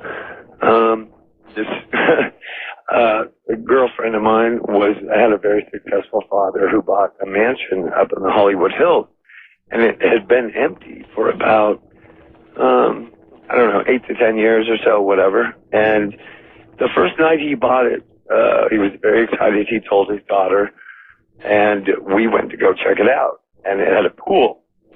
and I'm a swimmer guy, from Hollywood.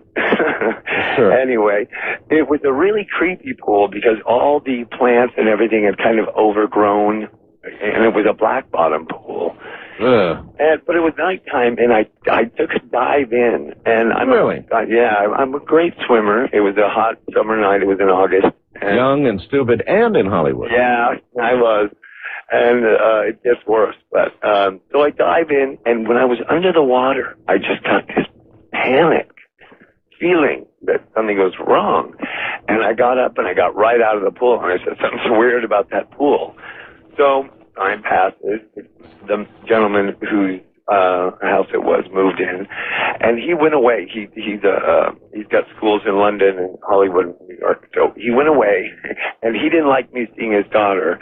So I was not allowed at the house. Anyway, he was in London for 2 weeks, supposedly. So I went over. Good time to see daughter. Yeah. So I went over, and I brought my Ouija board, which I'd been messing around with. Great idea. I know. So we Ouija'd there, and we got a hold of, and I'd been familiar with it. She wasn't that familiar, and she thought it was being pushed, but it was these two little boys called Seth and Steve. You mean that we're giving you messages on the Ouija board? Yeah, for real. Now, let me guess. The Ouija board probably said, "Come on in, the water is great." That was Art Bell, east and west of the Rockies. No, they were 4 years old and 7. And the 4-year-old absolutely despised me. He didn't even know how to spell. He knew how to say like a few curse words. I got you. But anyway, moving on.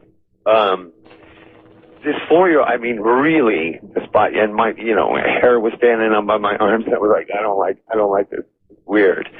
So there were these two boys, and the older one, who was 7 years old, explained that when somebody lived there about 12 years ago, they were not supposed to be hanging out there, but there was a very high wall on the other side of the pool. And they went, and the little 4-year-old fell, and the 7-year-old jumped in to save him, and the 4-year-old dragged him under. They both drowned. So they told us this on the Ouija board. So the next day, the girl's sister came over to the house to hang out by the pool, and we were all out by the pool. She wasn't going to tell her dad either. And she said, "Hey, Amy, did you know that 2 little boys drowned in this pool? And that's why it stood vacant for so long." And we looked at each other. We didn't tell her. So then here, I've never broken a bone in my body ever once, and I still haven't to this day. But the dad, all of a sudden, the next day, comes home from his, London trip 13 days early. It's like he went there and turned around. Yeah. And he shows up and found me there, and we were up in his master bedroom, just, it was not pretty. Anyway, threw me out, but I was going out, and I ran out the back, and I was like in underwear and a t-shirt, and I went, "Oh, no, the Ouija board, if you find the Ouija board." It was under the bed, so I ran back up, and I got the Ouija board, and as I was running out, something tripped me. There was nothing there. I was running down but I broke my foot, and I've never broken anything, but I know that little brat, that little 4-year-old, had tripped me. It was a panic situation. No, this is really real. Anyway, yeah, well, it's ghost night, so, hey, I listen to you every night. You're the best, Art. All right, thank you. All right, you have a good one. Take care. That would be terrifying in more ways than one, wouldn't it? Really, really terrifying to be caught like that. Whether it was a ghost or daddy, both were no doubt life-threatening situations. First-time caller line, you're on the air. Hello. Hello. Hi. Hello. Okay. Just wanted to say here, I currently live in a house that has a couple of things in it since we've lived here. Now? You live there now? Yep, currently. Yep. It's always been here. House is about 20 years old. So it was built new. We moved in new. Nothing's ever happened, but something's always here. What do you mean? What kind of something? I guess it has to be spirits of some kind, because like we've seen things moving in the house. Everybody who's here, you know, we've always seen something. What do you mean moving? Whether it's objects. Moving in what way? Like physically moving an object and playing games with it. Like, now, do you mean like sort of moving across a table? Do you mean something in the air? What do you mean? Yep. Well, I've seen it myself move. I felt it like when I actually wake me up at nighttime. It's rather unusual. Like I've seen it move objects. In what way? Well, like just from side to side or up or down, and then it will just drop it. It's actually taken objects, and then they've disappeared, and then they'll reappear like a few weeks later. You know, that sounds a lot like a poltergeist. Lovely. Well, you know what else it's done? One time my brother, this was before he moved out, my older brother, he's reading a book, and all of a sudden he calls me upstairs, and he's like, Matt, he's like, something happened. I'm like, well, what do you mean? I smelled this awful smell, and it started burning his hair. What? Like, seriously, went in the room, and you know that disgusting smell when hair's been burned? I certainly do. Yeah, well, that was the smell in the room, and I'm saying, well, what are you talking about? He goes, well, I was reading my book, and all of a sudden my hair started catching on fire. So that's a strong clue. Yeah, that's a strong clue to move out. You bet. Yeah, and so it's always it's something now, every day. Could you see anything? Was his hair singed? Yeah, right at the top of it. Not a lot of it, but definitely enough to smell it. But I mean, that's just one thing. There's every night when I go to bed, it particularly likes picking on me, and it likes picking on my mom every single night. And how can you handle that? I mean, how can you possibly handle that? How can you not move? I haven't had a clue. Like, I've gone on actually on vacation, and this damn thing follows me. Like, I'm not joking. I could be in a hotel, and a day later on the trip, I'll just sense it in the room. I'm like, it's here again. It actually follows you around. I don't know how to explain it, but that's... it's a fine way. You did fine. The question is, how can you stay there? I mean, how can you stay there even one more night? Burning hair, that's way over the limit for me. I know. I'm here every night, and usually by myself, and I'm here right now by myself, and sure enough, 2, 3 in the morning, it starts up. I record music quite a bit for a living, and it seems to enjoy playing with my equipment, whether it be turns it off, turns it on, resets different banks in my synthesizers. Well, it beats having your hair set on fire. Yeah, that's true. All right, I appreciate the call, sir. Thank you. That's not good. That's not good. I know the exact smell he's talking about, and I'm sure you do too. You smelled burned hair, haven't you? It's awful. But to have your hair self-ignite, that's a really strong sign. Wildcard line, you're on the air. Hi, Art. This is Andy from Largo, Florida. Hello, Andy. How are you tonight? Fine. Good. Got a story about a glowing tombstone. Up in Michigan, it's really good. Up in Michigan, you know, each town has their little local legends.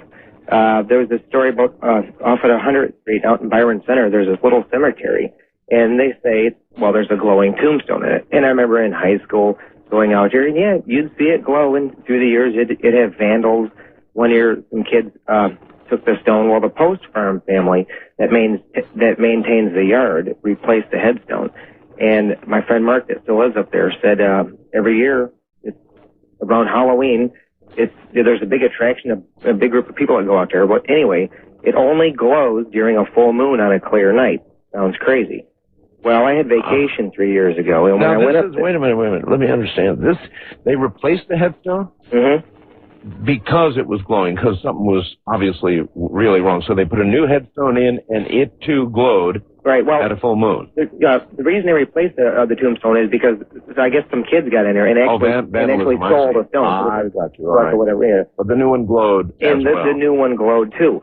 Well, when I was like, oh, please. Well, when I went up there on vacation, I looked up the post farm because I used to know the family. And most of the kids are all grown up and have their kids now. But Helen remembered me, and she talked to me for a little bit. It was nice talking to them, and I thought it was their mercury light or something reflecting, because of everybody had cornfields out there. And the cemetery is so old. I mean, the headstone said 1843 to 1920. Right. So he'd be, 77 years old. Hendrik Meyer, then the Meyer family from the Meyer farm. And she seemed a little stunned when I brought it up. But before I left, I took my my rental car out there one night, shut the engine off by myself, and I'm looking at this, and it happened to be a full moon, and it sure enough, the headstone's glowing. Well, there was an old man about 10 feet from the stone. I don't know what he was doing out there, but he was just standing there. Now, most people say, well, how do you know it just could have been somebody else? And not at 2:30 in the morning, because I'm a night owl. I'm up all night. Anyway, it was just really freaky. So I got in the car and took off and told Mark about it when I called him up a few days ago, and he says, oh, yeah, they're very common. But in high school, I don't remember hearing about the old man walking around. So they can't explain it. And I guess through the years, even some students from Michigan State actually broke a small chunk off and had it studied. And all it is just granite and, graphite or whatever. Oh, well, yes. Though, I've seen a lot of movies, and in all the movies, college students who take chips of glowing tombstones die in puddles of mush. Yeah, really. Hey, before you hang up, one more quick story that you'll appreciate. Remember you telling about the car that stops in a railroad track and you can see handprints on the back of it if you put powder on it? In San Antonio, Texas, yeah. Okay, well, absolutely true. Right, well, check this out. I'm a waiter in a restaurant, and a table I had the other night went to Clarksville, Tennessee for vacation, where his uncle lives. And the same story, same scenario and everything.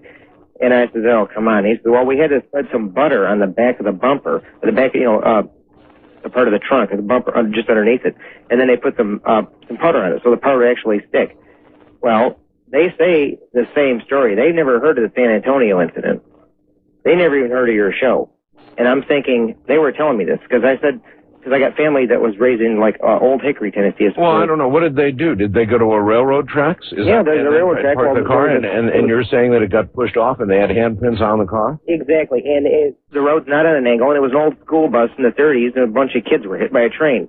And as of today, I know enough about, engineering and stuff. Come on. Your car's not going to just start moving by itself. There's no way. The road's flat. No, absolutely not. The same San Antonio story. So what is it? But they actually saw the handprints. Well, his wife was just so freaked out about it. It bothers her today.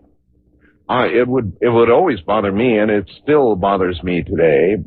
Why? Because of all those souls that you would not expect to remain on Earth, there would be the children, right? The innocents, the really young ones. If their lives were taken tragically by a train hitting a school bus, there's no way my mind can grasp the concept of a God that would allow their souls to remain, to push cars every now and then. It just doesn't add up. Either that or the nature of things is not as we would have it be in our world. Maybe there's nothing fair about death at all. I mean, has that ever occurred to you? Everybody thinks, well, death is going to be fair because God's fair and God's good and God wouldn't allow anything bad to happen to our souls, right? But maybe the truth is there's not anything. There's not a damn thing fair about death. Even the innocent children and the most innocent of adults, maybe there's nothing fair at all. That's something to think about. The dark of night, huh? East of the Rockies, you're on the air. Hello. Hello, Mr. L. Yes. Hi, I'm really glad to have you back. Thank you. Okay, and before I get started, this is a good story about my brother. I wanted to shout out to everybody on FNet there in the Art Bell channel. This is the source, guys. I had just told them a story in there, and they said, you got to call her and tell him this. So all right, so you are. Okay, my brother died a real violent death, and we were at his funeral, and he'd always told us that he believed in astral travel and out-of-body experience and practiced all that, and he told us he would find a way to tell us. So we're at the funeral home, and we're in a little room where there's a Coke machine and vending machines, and my brother Bill says, okay, Howard, if you're there, let us know. The lights in the room start flickering, the Coke machine flickers, goes on about 5 or 6 minutes and stops. We talked to the guy who works there, and he said, that's never happened before. He's never had any kind of problems like that in the funeral home. So we were thinking, okay, that might be a coincidence. We're leaving after the funeral, and he had an old pickup truck that was rust bucket, and we had worked on this radio in it for a long time, over a year, trying to get it to work. Right. And he didn't want to buy a new one for it because it's an old work truck. And it never worked. We rewired it, put new speakers, tried to hook them up. As we pull out into the road from the funeral home, the radio comes on. It's ZZ Top. It's his favorite song. It plays the whole song, and then the radio goes off, and it's never played since. Really? And, yeah, that's... Really? Oh, that's... you know, in the world of is it a sign or isn't it a sign, that is 100% sign. Well, it gets better. The light flickering thing, it started becoming more and more persistent and really consistent in my life and my family's life. I moved into an apartment about a month later. The light across the street on the street light was flickering for about a week. And it moved to the light on my side. Yeah. And then a few days later, the light downstairs, and then the light above my apartment went to about a week. And my brother called my mother 1 minute after midnight on her birthday, all her life. To this date, this is the most convincing evidence. To this date, on her birthday, 1 minute after midnight or 2 minutes, her phone rings. When she answers it, it's a dial tone. I absolutely felt this wonderful love come through me. And so we walked out of the graveyard. It was probably about 4:30, maybe 5 o'clock in the evening. And we walk into the yard, and I'm still feeling all of these. And my husband goes to take a picture, and I thought, oh, maybe they'll show up. So I asked St. Michael to allow them to show up and to show up in this particular photograph. And the odd thing is, they did, but I didn't tell my husband. We got the film back about a year later. Why wouldn't you tell him? I don't share stuff like that often because, you know, I'm kind of like that a little bit. Even with your husband? No. You know, but I did later because when we got the film back, we forgot to develop it. Yes. And I forgot all about it. So when we got the film back, there's this giant white glowing around me, and I had 2 St. Michael's medallions, one in each hand because I was going to give them as gifts to people, and I put one in each pocket. And my hands look like they're on fire. And this giant form is radiating above me, and you can see a face. Now, I have a friend who's a graphic artist, and she went looking for faces. And I said, I'm not going to tell you where the faces are. You tell me. So she went looking for faces, and she does, like, layout for magazines. She's an editor. So she's got a very detailed eye. And she found another face, which is directly above the cross in the steeple of the mission of Santa Barbara, which looks like, a little bit like, you know, the picture that you have on your web of Jesus at the Vatican. It looks a little bit like that. Yes. And it was really overwhelming. And then I went and I showed this picture to a friend, and she said, I never believed you about your ghost until I went and visited a friend who went to Santa Barbara, and I walked to that graveyard. She said, I just had to get out of there. I was panicking. Well, see, now, there's another aspect, thank you, of all this that bothers me. And that is graveyards. Again, I'm going to say this, and I don't know how you all want to be disposed of when your time on Earth is gone. But graveyards don't sound too good to me. I mean, in terms of where I think I would like to go when my time comes. I'm leaning toward the ash idea. This graveyard thing, I don't know. Don't want to think that there's any consciousness left, and if there is, that it's stuck anywhere near a graveyard, because that wouldn't be a good place to spend a lot of after time. You know? We're going to have our, by the way, our electronic voice phenomena people on again soon. They record voices in graveyards. So you see what I mean?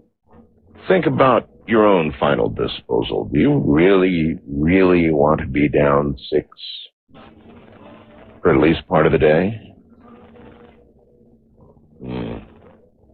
East of the Rockies, you're on the air. Hi. Hello? Hello. Hello. Yes, sir. Yes. Great. Hello, Art.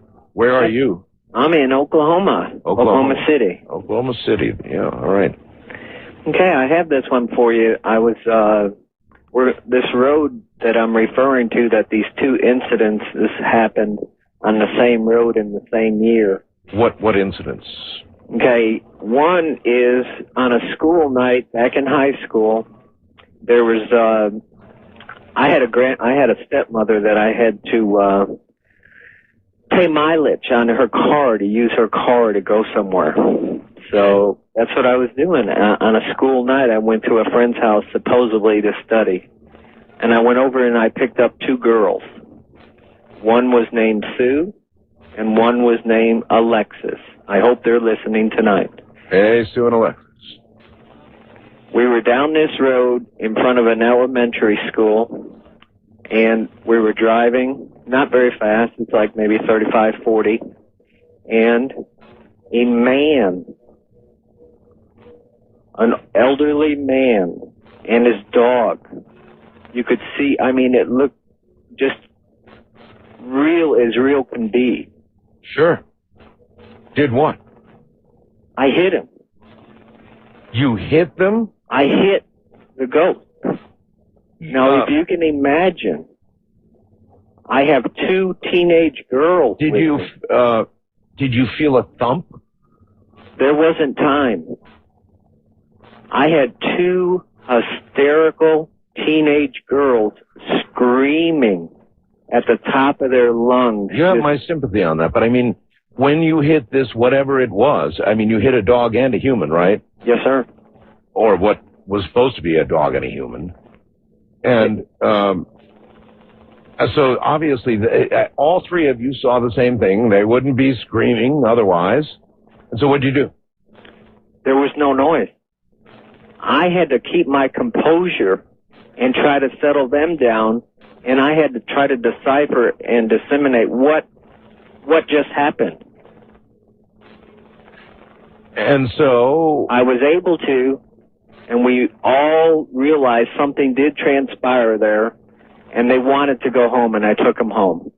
And to this day, I didn't even go home and share that with my parents or my mother or my stepmother, because I had to borrow her car, and I'm supposed to be out studying. And where was this? Outside of Chicago. Outside of Chicago. So if they're listening this morning, they could contact me. And if you contact me, I'll put you all on together, and you can verify that story. Let me tell you, my uncle, one of my relatives on that same road, he built a nice house about 4 years later.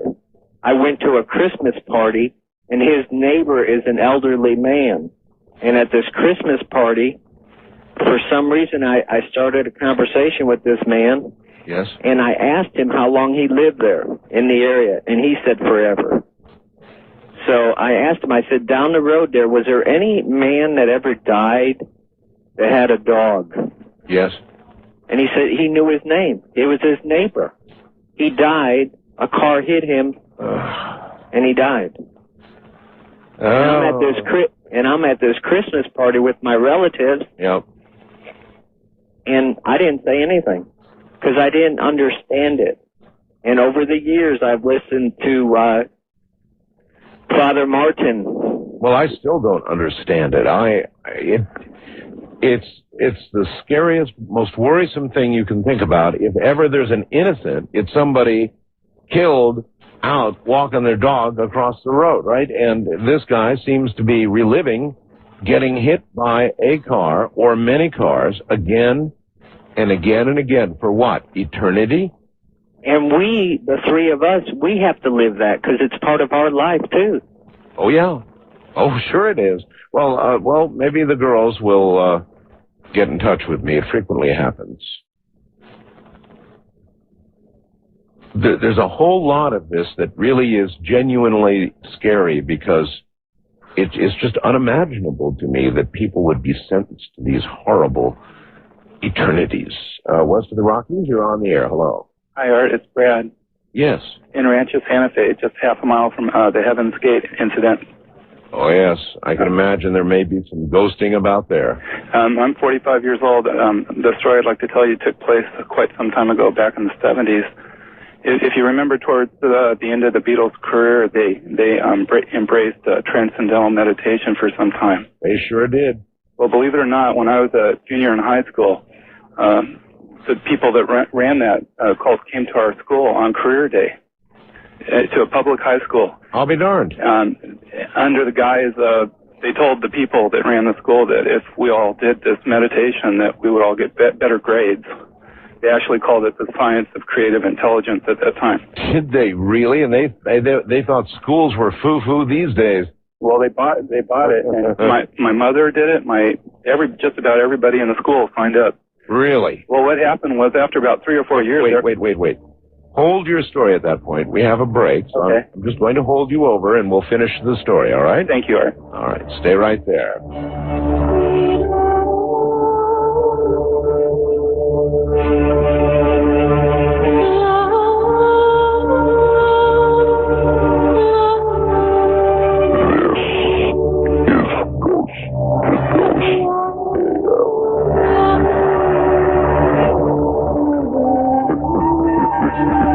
Back at home with my wife. We were in bed messing around, and we're both kind of guarded people, but guarded as in, we don't let a lot of things out. I pay attention to a lot of things, and I trust my senses. Well, in bed, we were lost in thought, or whatever you want to call it. I got this feeling come over me as if something was in the room with me. And I never felt this feeling before, but like I said, I trust my senses, and I knew something immediately was wrong. That'll take away the moment. Well, it did take away the moment, and suddenly I got a vision in my head that I've never.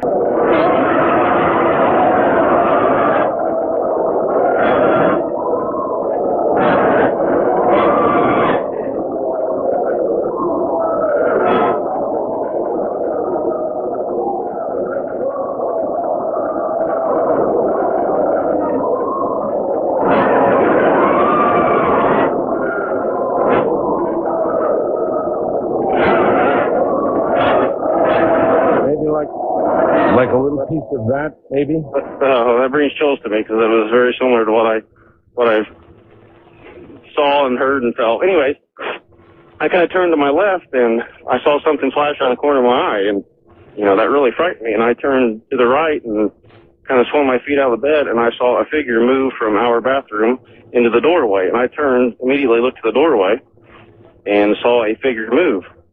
Well, that frightened me. I jumped out of bed.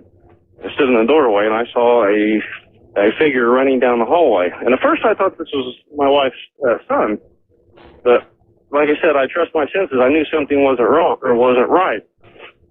So I go to my wife and push her off the bed and scream at her, "There's somebody in the house. There's somebody in the house." Do something, honey. I start running down the hallway thinking that someone's trying to harm our children. Sure.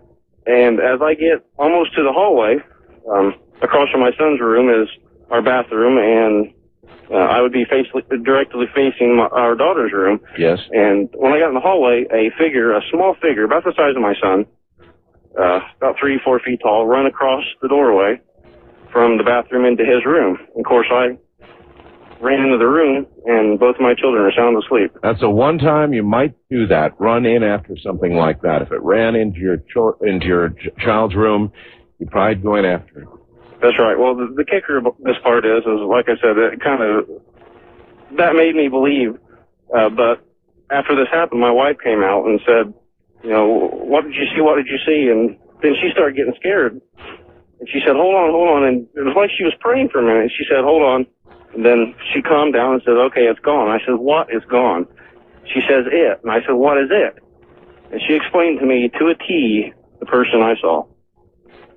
Well, okay, thank you. I don't dismiss that. I don't dismiss certainly the fact that prayer can make whatever it is go away.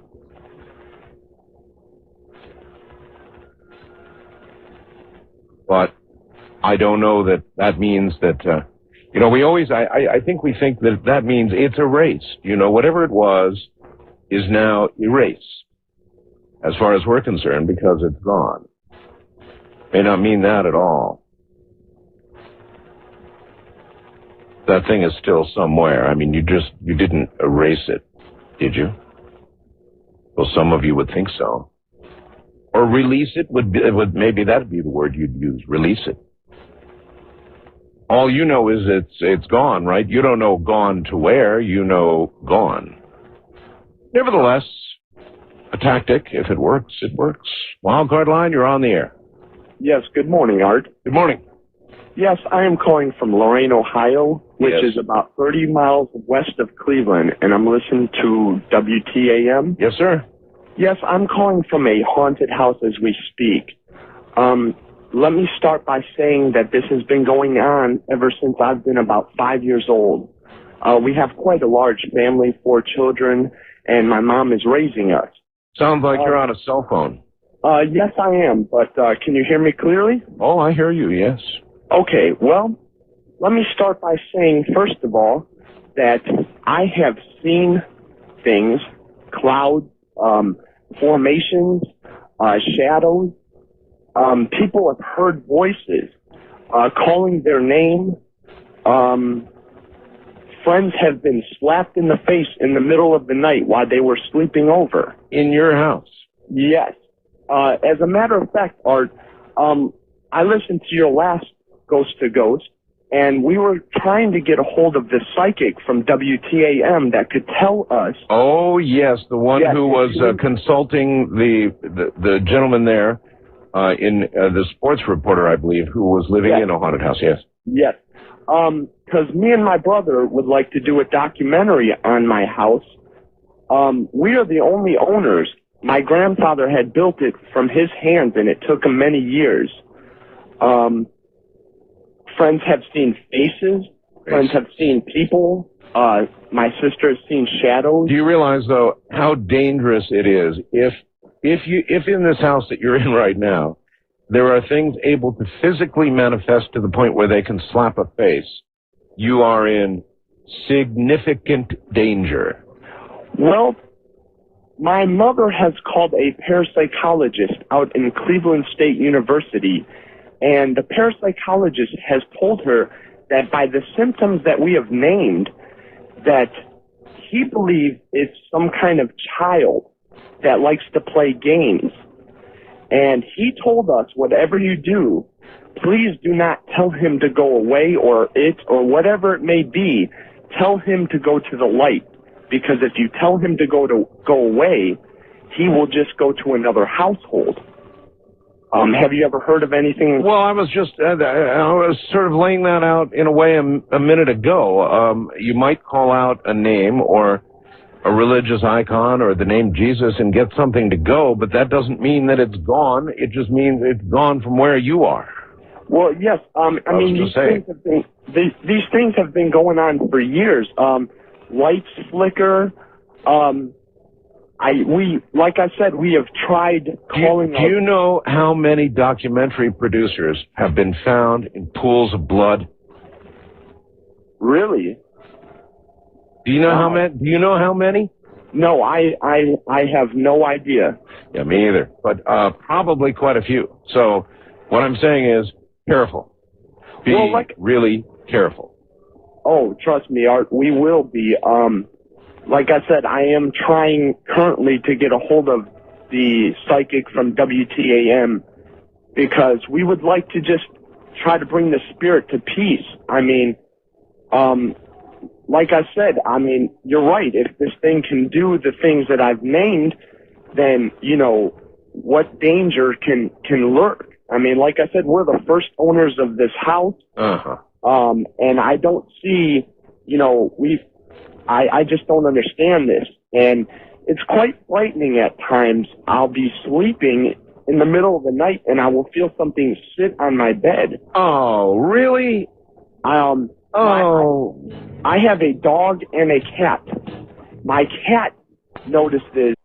I feel someone pull on the extended leg of the tripod behind me, which I figured was one of the members, Roger, just, fooling around, teasing me. I actually grabbed onto the tripod, so I gave the tripod a hard jerk to pull it away from his hand, which pulled loose, then turned around to look at him. And he was there, back about 15 feet. There was no one else around me. Wow. So whoever or whatever grabbed it was something invisible.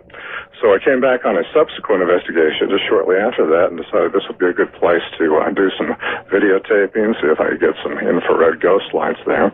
Set up the camera at the top of the stairway, focusing down along the stairs. There was a little light, a little ambient light in the place, but not much. And as I'm focusing down there and watching the screen on my camera, I notice out of the corner of my eye that I see a silhouette, a shadow silhouette, come up behind me, just shining on the wall off to the right of the stairway, which is a very enamel, glossy kind of wall. So even in the dim light, the shadow shows very well. Didn't think too much of it. I suspect it really was probably, Brendan or one of the other guys coming up behind me. Turned around to look, and no one's there. No one near me at all. But there's the shadow, perfect silhouette of a male figure still there. Well, that figures. I mean, after all, with what you do. By the way, I'm going to be interviewing Brendan and company, I don't know, in this week or two. Yeah, I saw that. So, that's very typical of what you're going to get involved in. If you go traipsing and looking, trying to look this stuff up, eventually you're going to find it. I mean, if you really want to find it, and there are a lot of people who write to me and say, hey, how do I find a ghost? I'd like to experience this. Well, fine. There's lots of places you can go. You can go hang around graveyards if you want to, if you're real serious about it. Sure, hang around graveyards. Listen to stories. There are houses and hotels that are haunted. There are many places you can go if you're really serious about it.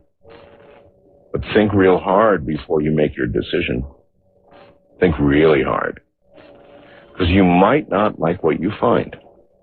First time caller line, you're on the air. Hi. Hi, this is Leonard in Seattle, listening to you on KOMO. Hi, Leonard. Hi. Oh, man, if I wanted to tell you. All right. This was about 88, 89 when I was in high school. I grew up in Alabama. About, good hour and a half drive outside of my hometown. There was this old plantation house, kind of decrepit, falling down, disrepair, way out in the middle of nowhere. You had to go down a dirt road for quite some time to get to it. Sure. There was a kind of a story that everybody had heard surrounding this place, that when the Sherman, I think it was, one of the northern generals was coming down, and they were freeing slaves in a lot of the plantation houses. This one family was very adamant and against the idea of having their slaves freed, and actually decided that they would kill them rather than see them freed. Wow. These guys, they went back there, just started slaughtering people, had them chained up to the walls, just killing them. Oh my a few God. of the people, the slaves, managed to get themselves free, get a hold of some weapons, and started just slaughtering the family. I'll bet. In all, I think something like 50, 55 people just murdered brutally in this one little house and the area surrounding it. And that night, and the rest of them just took off. So you can imagine the angry souls that it would be hanging around this area. Oh, I can indeed. So one Saturday afternoon, me and some of my buddies had a couple of beers, and we were thinking, oh, what kind of trouble can we get into? We thought we'd go and, hey, let's go look at that old house, investigate it, see what we can see. Let's go catch us a ghost, Bubba. Exactly, right. All right. So we get out there, and we're looking around the house. It's just decrepit, falling down, just in terrible disrepair. We go back out around to where the old slave quarters were, these little falling down cabins and whatnot. We get close to this one cabin, yes, and apparently this, from what happened, I would assume that this is the place where all the killing happened. We walk up to it. We're about to go inside. I put my hand on the door, and that's when the noise starts. Noise? What noise? Screaming, banging on the walls. The whole shack started shaking like an earthquake. Completely freaked us out. Obviously, we didn't go in. We took off running. Cars were about 100 yards away. The weird thing is, the noise didn't get farther away as we were running farther away. It was like the noise was right over our heads. We were running like crazy. Keeping up with you. Exactly. I looked back towards the house and to the shack, and I saw big, bright red eyes looking out this window at us. Oh, man, we left about 3 inches of tire on the road getting out of there. I'm surprised we didn't run into a tree and have a wreck. Well, you could have done that, ghost or not, but, whew. That's as scared as I've ever been. And, I take it you didn't go back. Oh, no, we never went back into that area ever again. But, well, I guess even these days, after a few beers, that'll slow you up, and you just don't suggest that kind of thing anymore. Oh, well, you know, we were pretty darn sober right after the time that house started shaking. Isn't that amazing how the chemical balance of your body can change just like that? Oh, yeah. Almost immediately. Appreciate the story, sir. Thank you. East of the Rockies, you're on the air. Hello. Good morning, Art. How are you this morning? Well, okay, sort of. My name is Jim. I'm calling from Florida. Yes, Jim. And I'm listening to you on the Sky. On the Sky? WSKY. Out of Gainesville. All right, Gainesville, yes. Yes. Golly, where to start? I wrote you a while ago. Emailed you, but you were inundated with shadow people emails. I'm sure you didn't get to mine. Thousands of them. Yeah, yes. I listened to the show last night, and it was absolutely fascinating. And I just want to take just a second to tell you how much my wife and I absolutely love your show. Thank you. Huge fans. Thank you. Where to start? The beginning. Yes. Around 1979, I got involved in a haunted house project. When I say haunted house project, I'm talking a theatrical event that would happen every year in my hometown up in Vermont. You mean they put on a play about a haunted house? Or no, we found an old building and we put on a haunted house. Oh. But we didn't realize the building was already occupied. Actually haunted? Oh, yeah. Well, the whole thing was started by the local JCs, and they were just doing it as a fundraiser, and I got yanked in. JCs are usually pretty nice. Oh, yeah. Great bunch of people. Oh, you mean the function, not the haunted? Yeah. Right, great bunch of people were, getting involved, raise a little money for the community, and they pulled me in because I knew I was a makeup artist. And, of course, when you're doing a scary haunted house, you want someone who can do the blood and the gore and all the fun stuff like that. So I got pulled in. So I went to a meeting at this building, and I pull up in front of this thing, and it looked like the Addams family lived there. It was old. It was an old abandoned school building. Well, not entirely abandoned. Some of the offices were still being used, but it had been built around the turn of the century, very Victorian. 2-story redstone kind of building. All right, listen, we've got this mentally pictured. Hold on, we'll do it after the break, all right? Okay, sure. All right, good. Stay right there.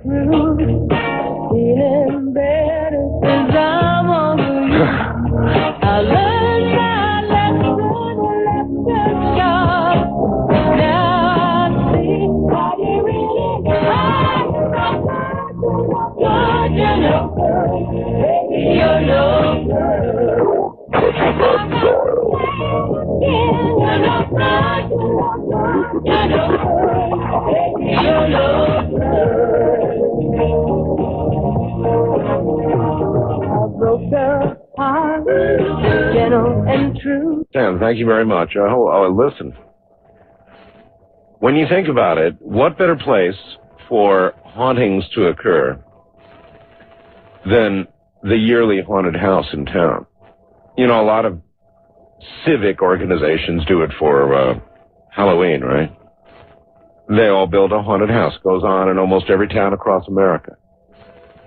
What better place, particularly over many years, to actually, have the real thing present, the real McCoy, because you'd never be able to separate them. And nobody'd ever believe a word you say, and people can't hear you scream in space. West of the Rockies, you're on the air. Hello. Hi, Art. Hi. This is Marie in Spokane. Hi, Marie. Hi. My story is about a ghost that my husband and I have seen. Both of you? We've both seen it. The first time I saw it was when I had a daughter. She was just a few months old, and my bedroom was across the hall from hers.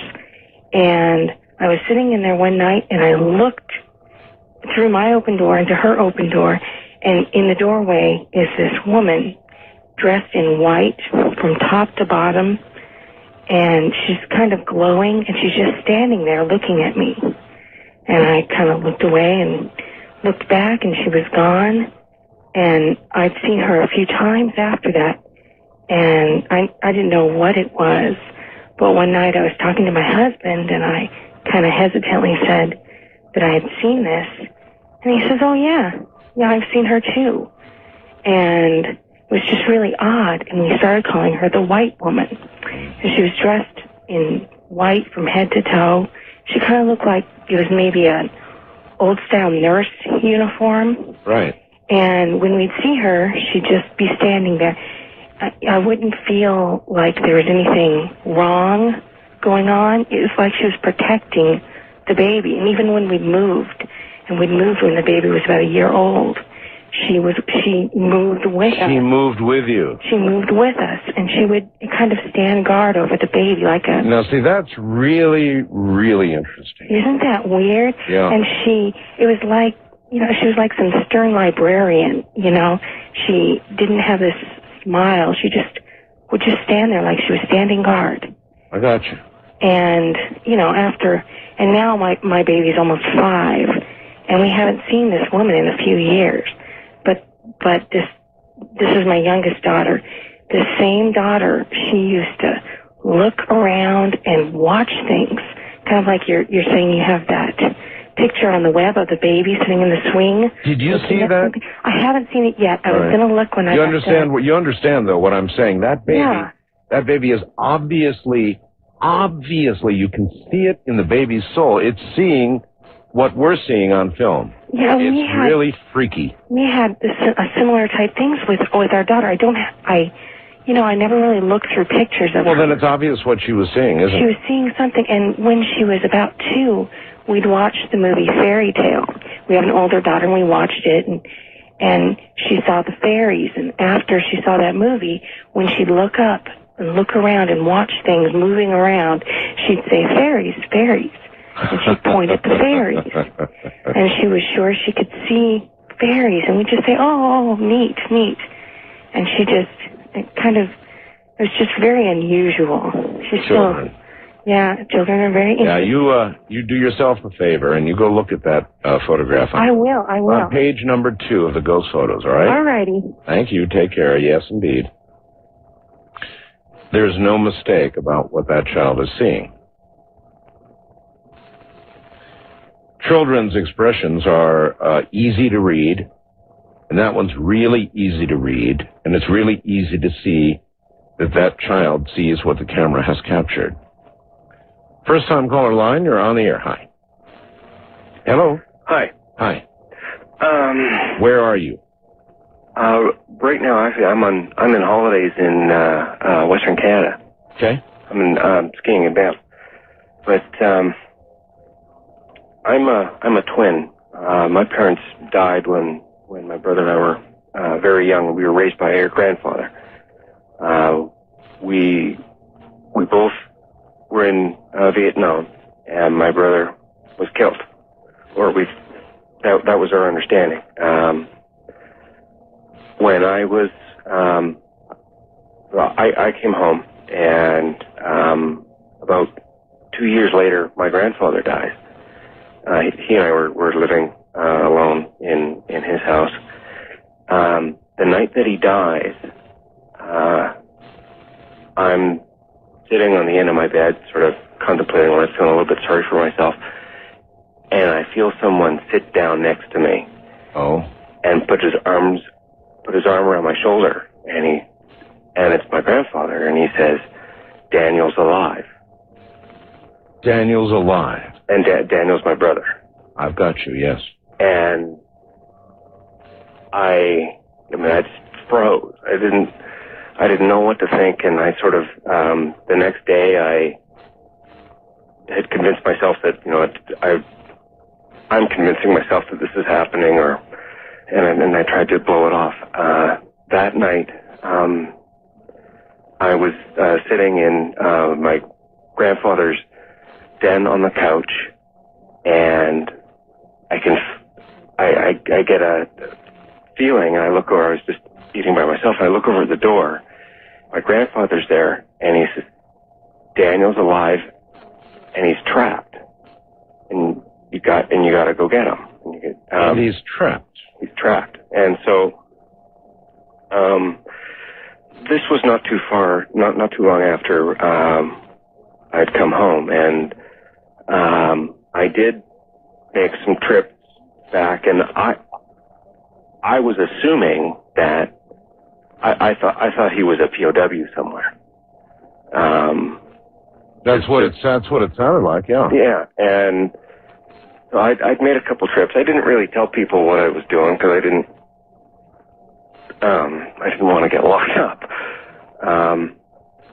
Clear thinking. So anyway, we don't have a lot of time. So what happened? Okay, so then about a year and a half later, I'm down there again, and I've decided that I'm not. This isn't happening.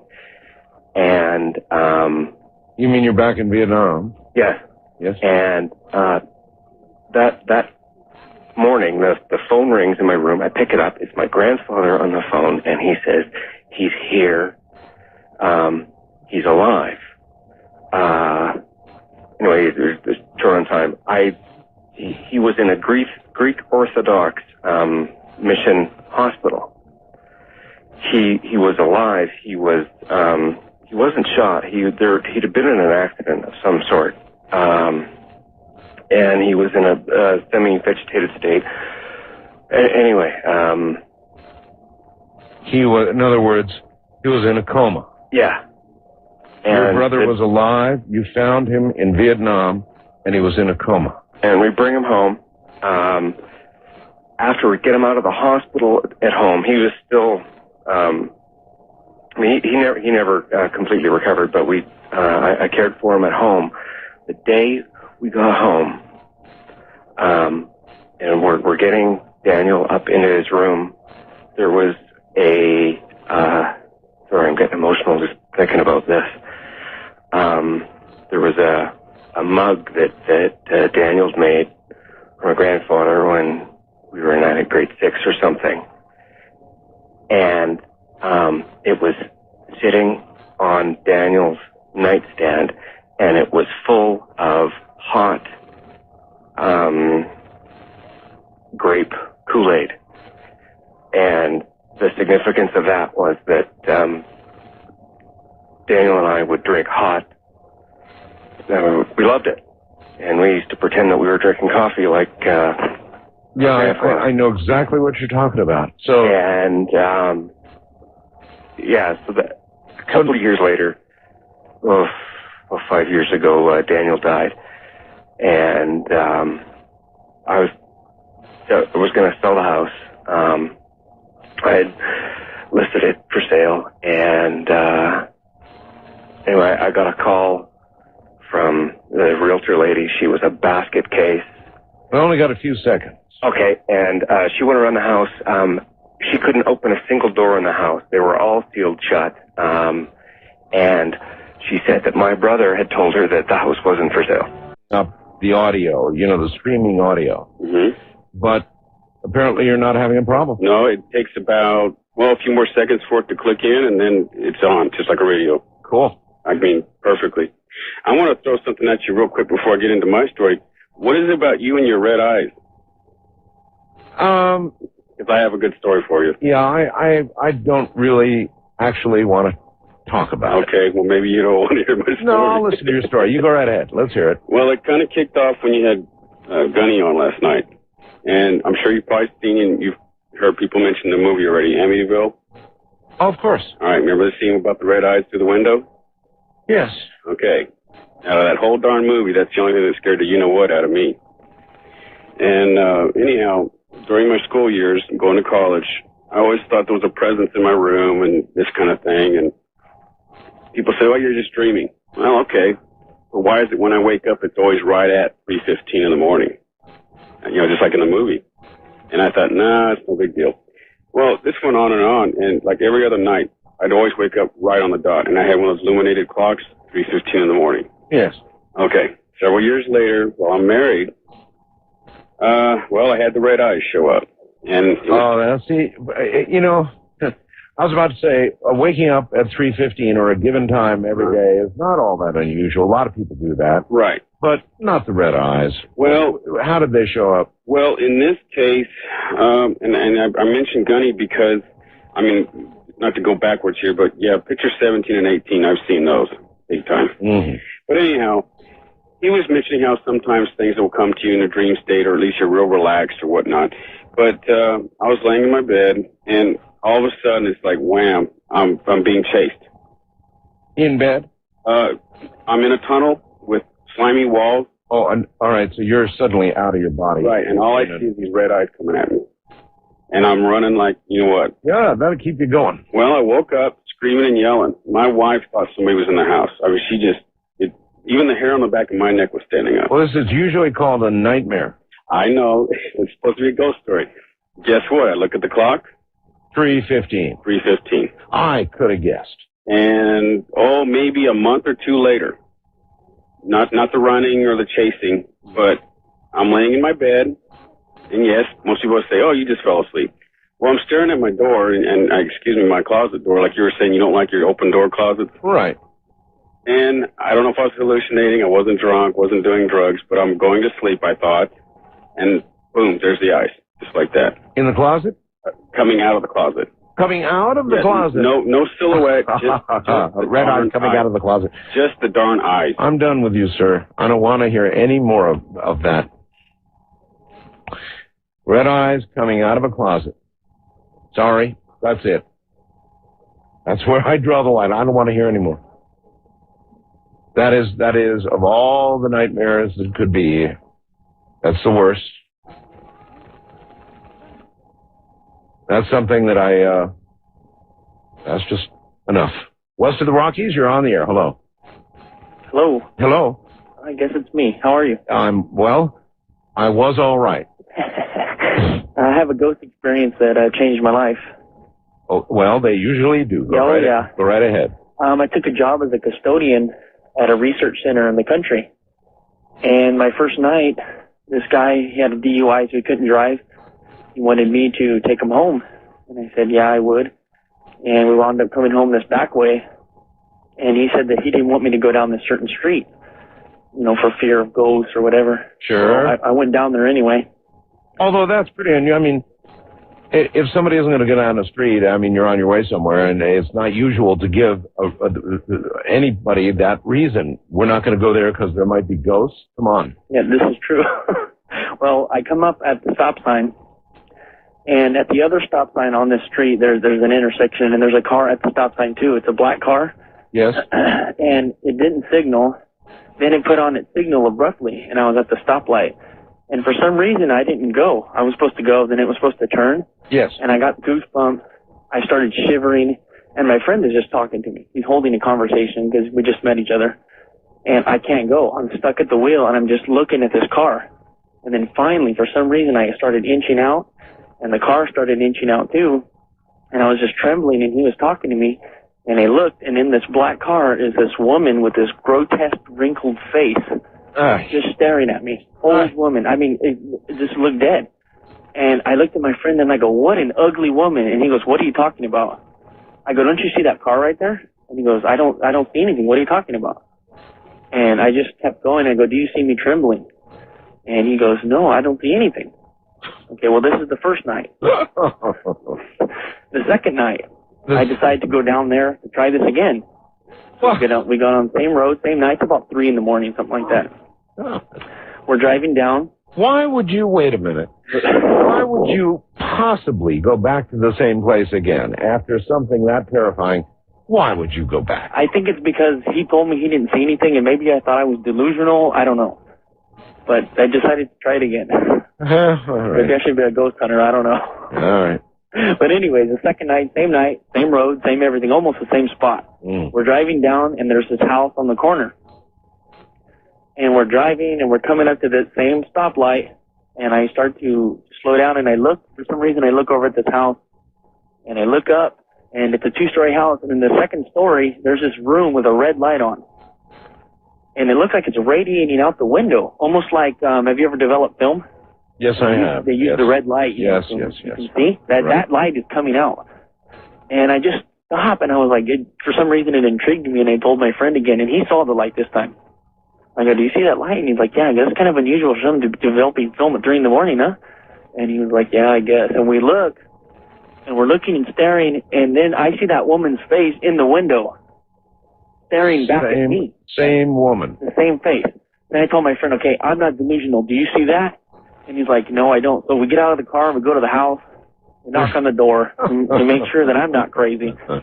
And this old gentleman enters the door. I mean, we wake him up at 3 in the morning. Of course, he's mad. Upset. What the hell are you on, son? Yeah, pretty much. And I told him, I said, hey, there's, we saw this red light coming out of your second-story house. We just wanted to make sure everything was okay. We didn't want to think we're crazy. And he's like, what are you talking about? And we said, upstairs, is there someone here? Or he goes, no, I live alone. I go, do you have a dark room or something? Well, no, I don't have a dark room. I go, well, what's upstairs? He's like, nothing really, just, some old keepsakes or something, whatever. And we told him that there was a light on upstairs or this or that. Well, he went upstairs and he said, well, nothing's on or this or that. So we said, okay. Well, as we're walking back to the car, we look into the orchard, which is behind his house, and there's a light on in the orchard. And I go, let's go check it out. So we go walking over to this light, and we keep getting farther and farther into the orchard, and then finally we come across this light. You only got a few seconds. Okay, so my friend goes, hey, there's a note. So he picks it up, and he puts it in his pocket, and just as he looked up, he goes, I hear something, do you?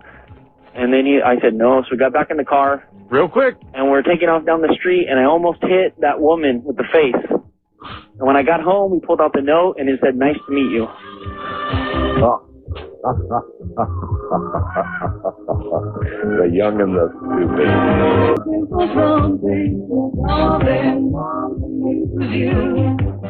We all start laughing hysterically, and all of a sudden there's not 3 of us laughing, there's 4 people laughing. Oh, really? Yeah, and we look in this guy, he's dressed just kind of like us, hiking boots, blue jeans, a down-filled jacket, but his eyes look like the eyes of an animal caught in somebody's headlights.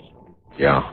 And so my buddy Paul goes, I know the look. Right, my buddy Paul goes, who the are you? Yes.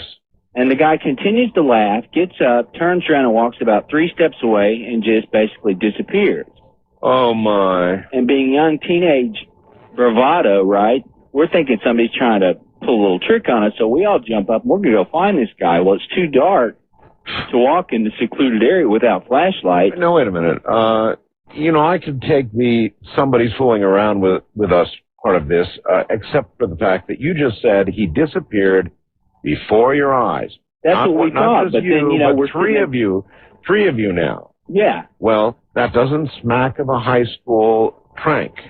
No, it doesn't. And that's what happened was, after a few minutes, we kind of came back to the fire, and the longer we sat there, the scareder we got. Yeah. And pretty soon it was, we think we better move our camp. Right. And so we did. We actually got up that night and moved closer to where we knew there were some other people, because the longer we sat there, the more freaked out we were. But I just wanted to throw that in because none of us said, in the name of Jesus, go away. It was basically, who the are you? And whoever he was turned around and walked away. Well, maybe you spoke the language you knew. Well, that's true. Maybe a drowned camper would understand that. Thank you. Thank you. Take care. West of the Rockies, you're on the air. Hello. Hello. Hello. Hi, Art. How are you?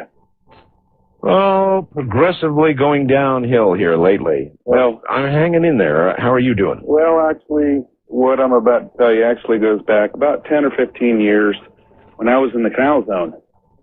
Oh, really? Panama Canal, yes. Yeah. And my sister and I, she lived in Gamboa. She had a Ouija board, And, yeah, this is going to get strange. But we kind of got to playing around. It's the first and the last time I ever played with one of those things. And we contacted a spirit, if you will, and asked where it was from, and it spelt out Culebra, which is the town of Culebra during the construction days. And my sister asked it to make, if it could make a present, and it said yes.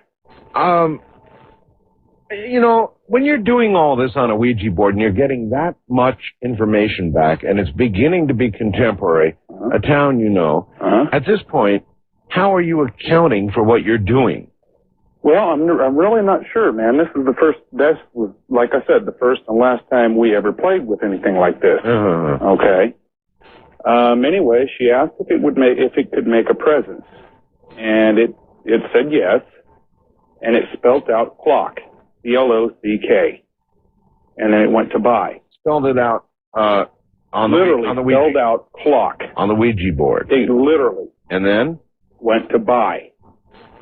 It left. Yeah. My sister had about 6 cats at the time, and about 3 minutes after it went by, the cats were running wild in the house, and just, I mean, one of them went behind the refrigerator. Yep.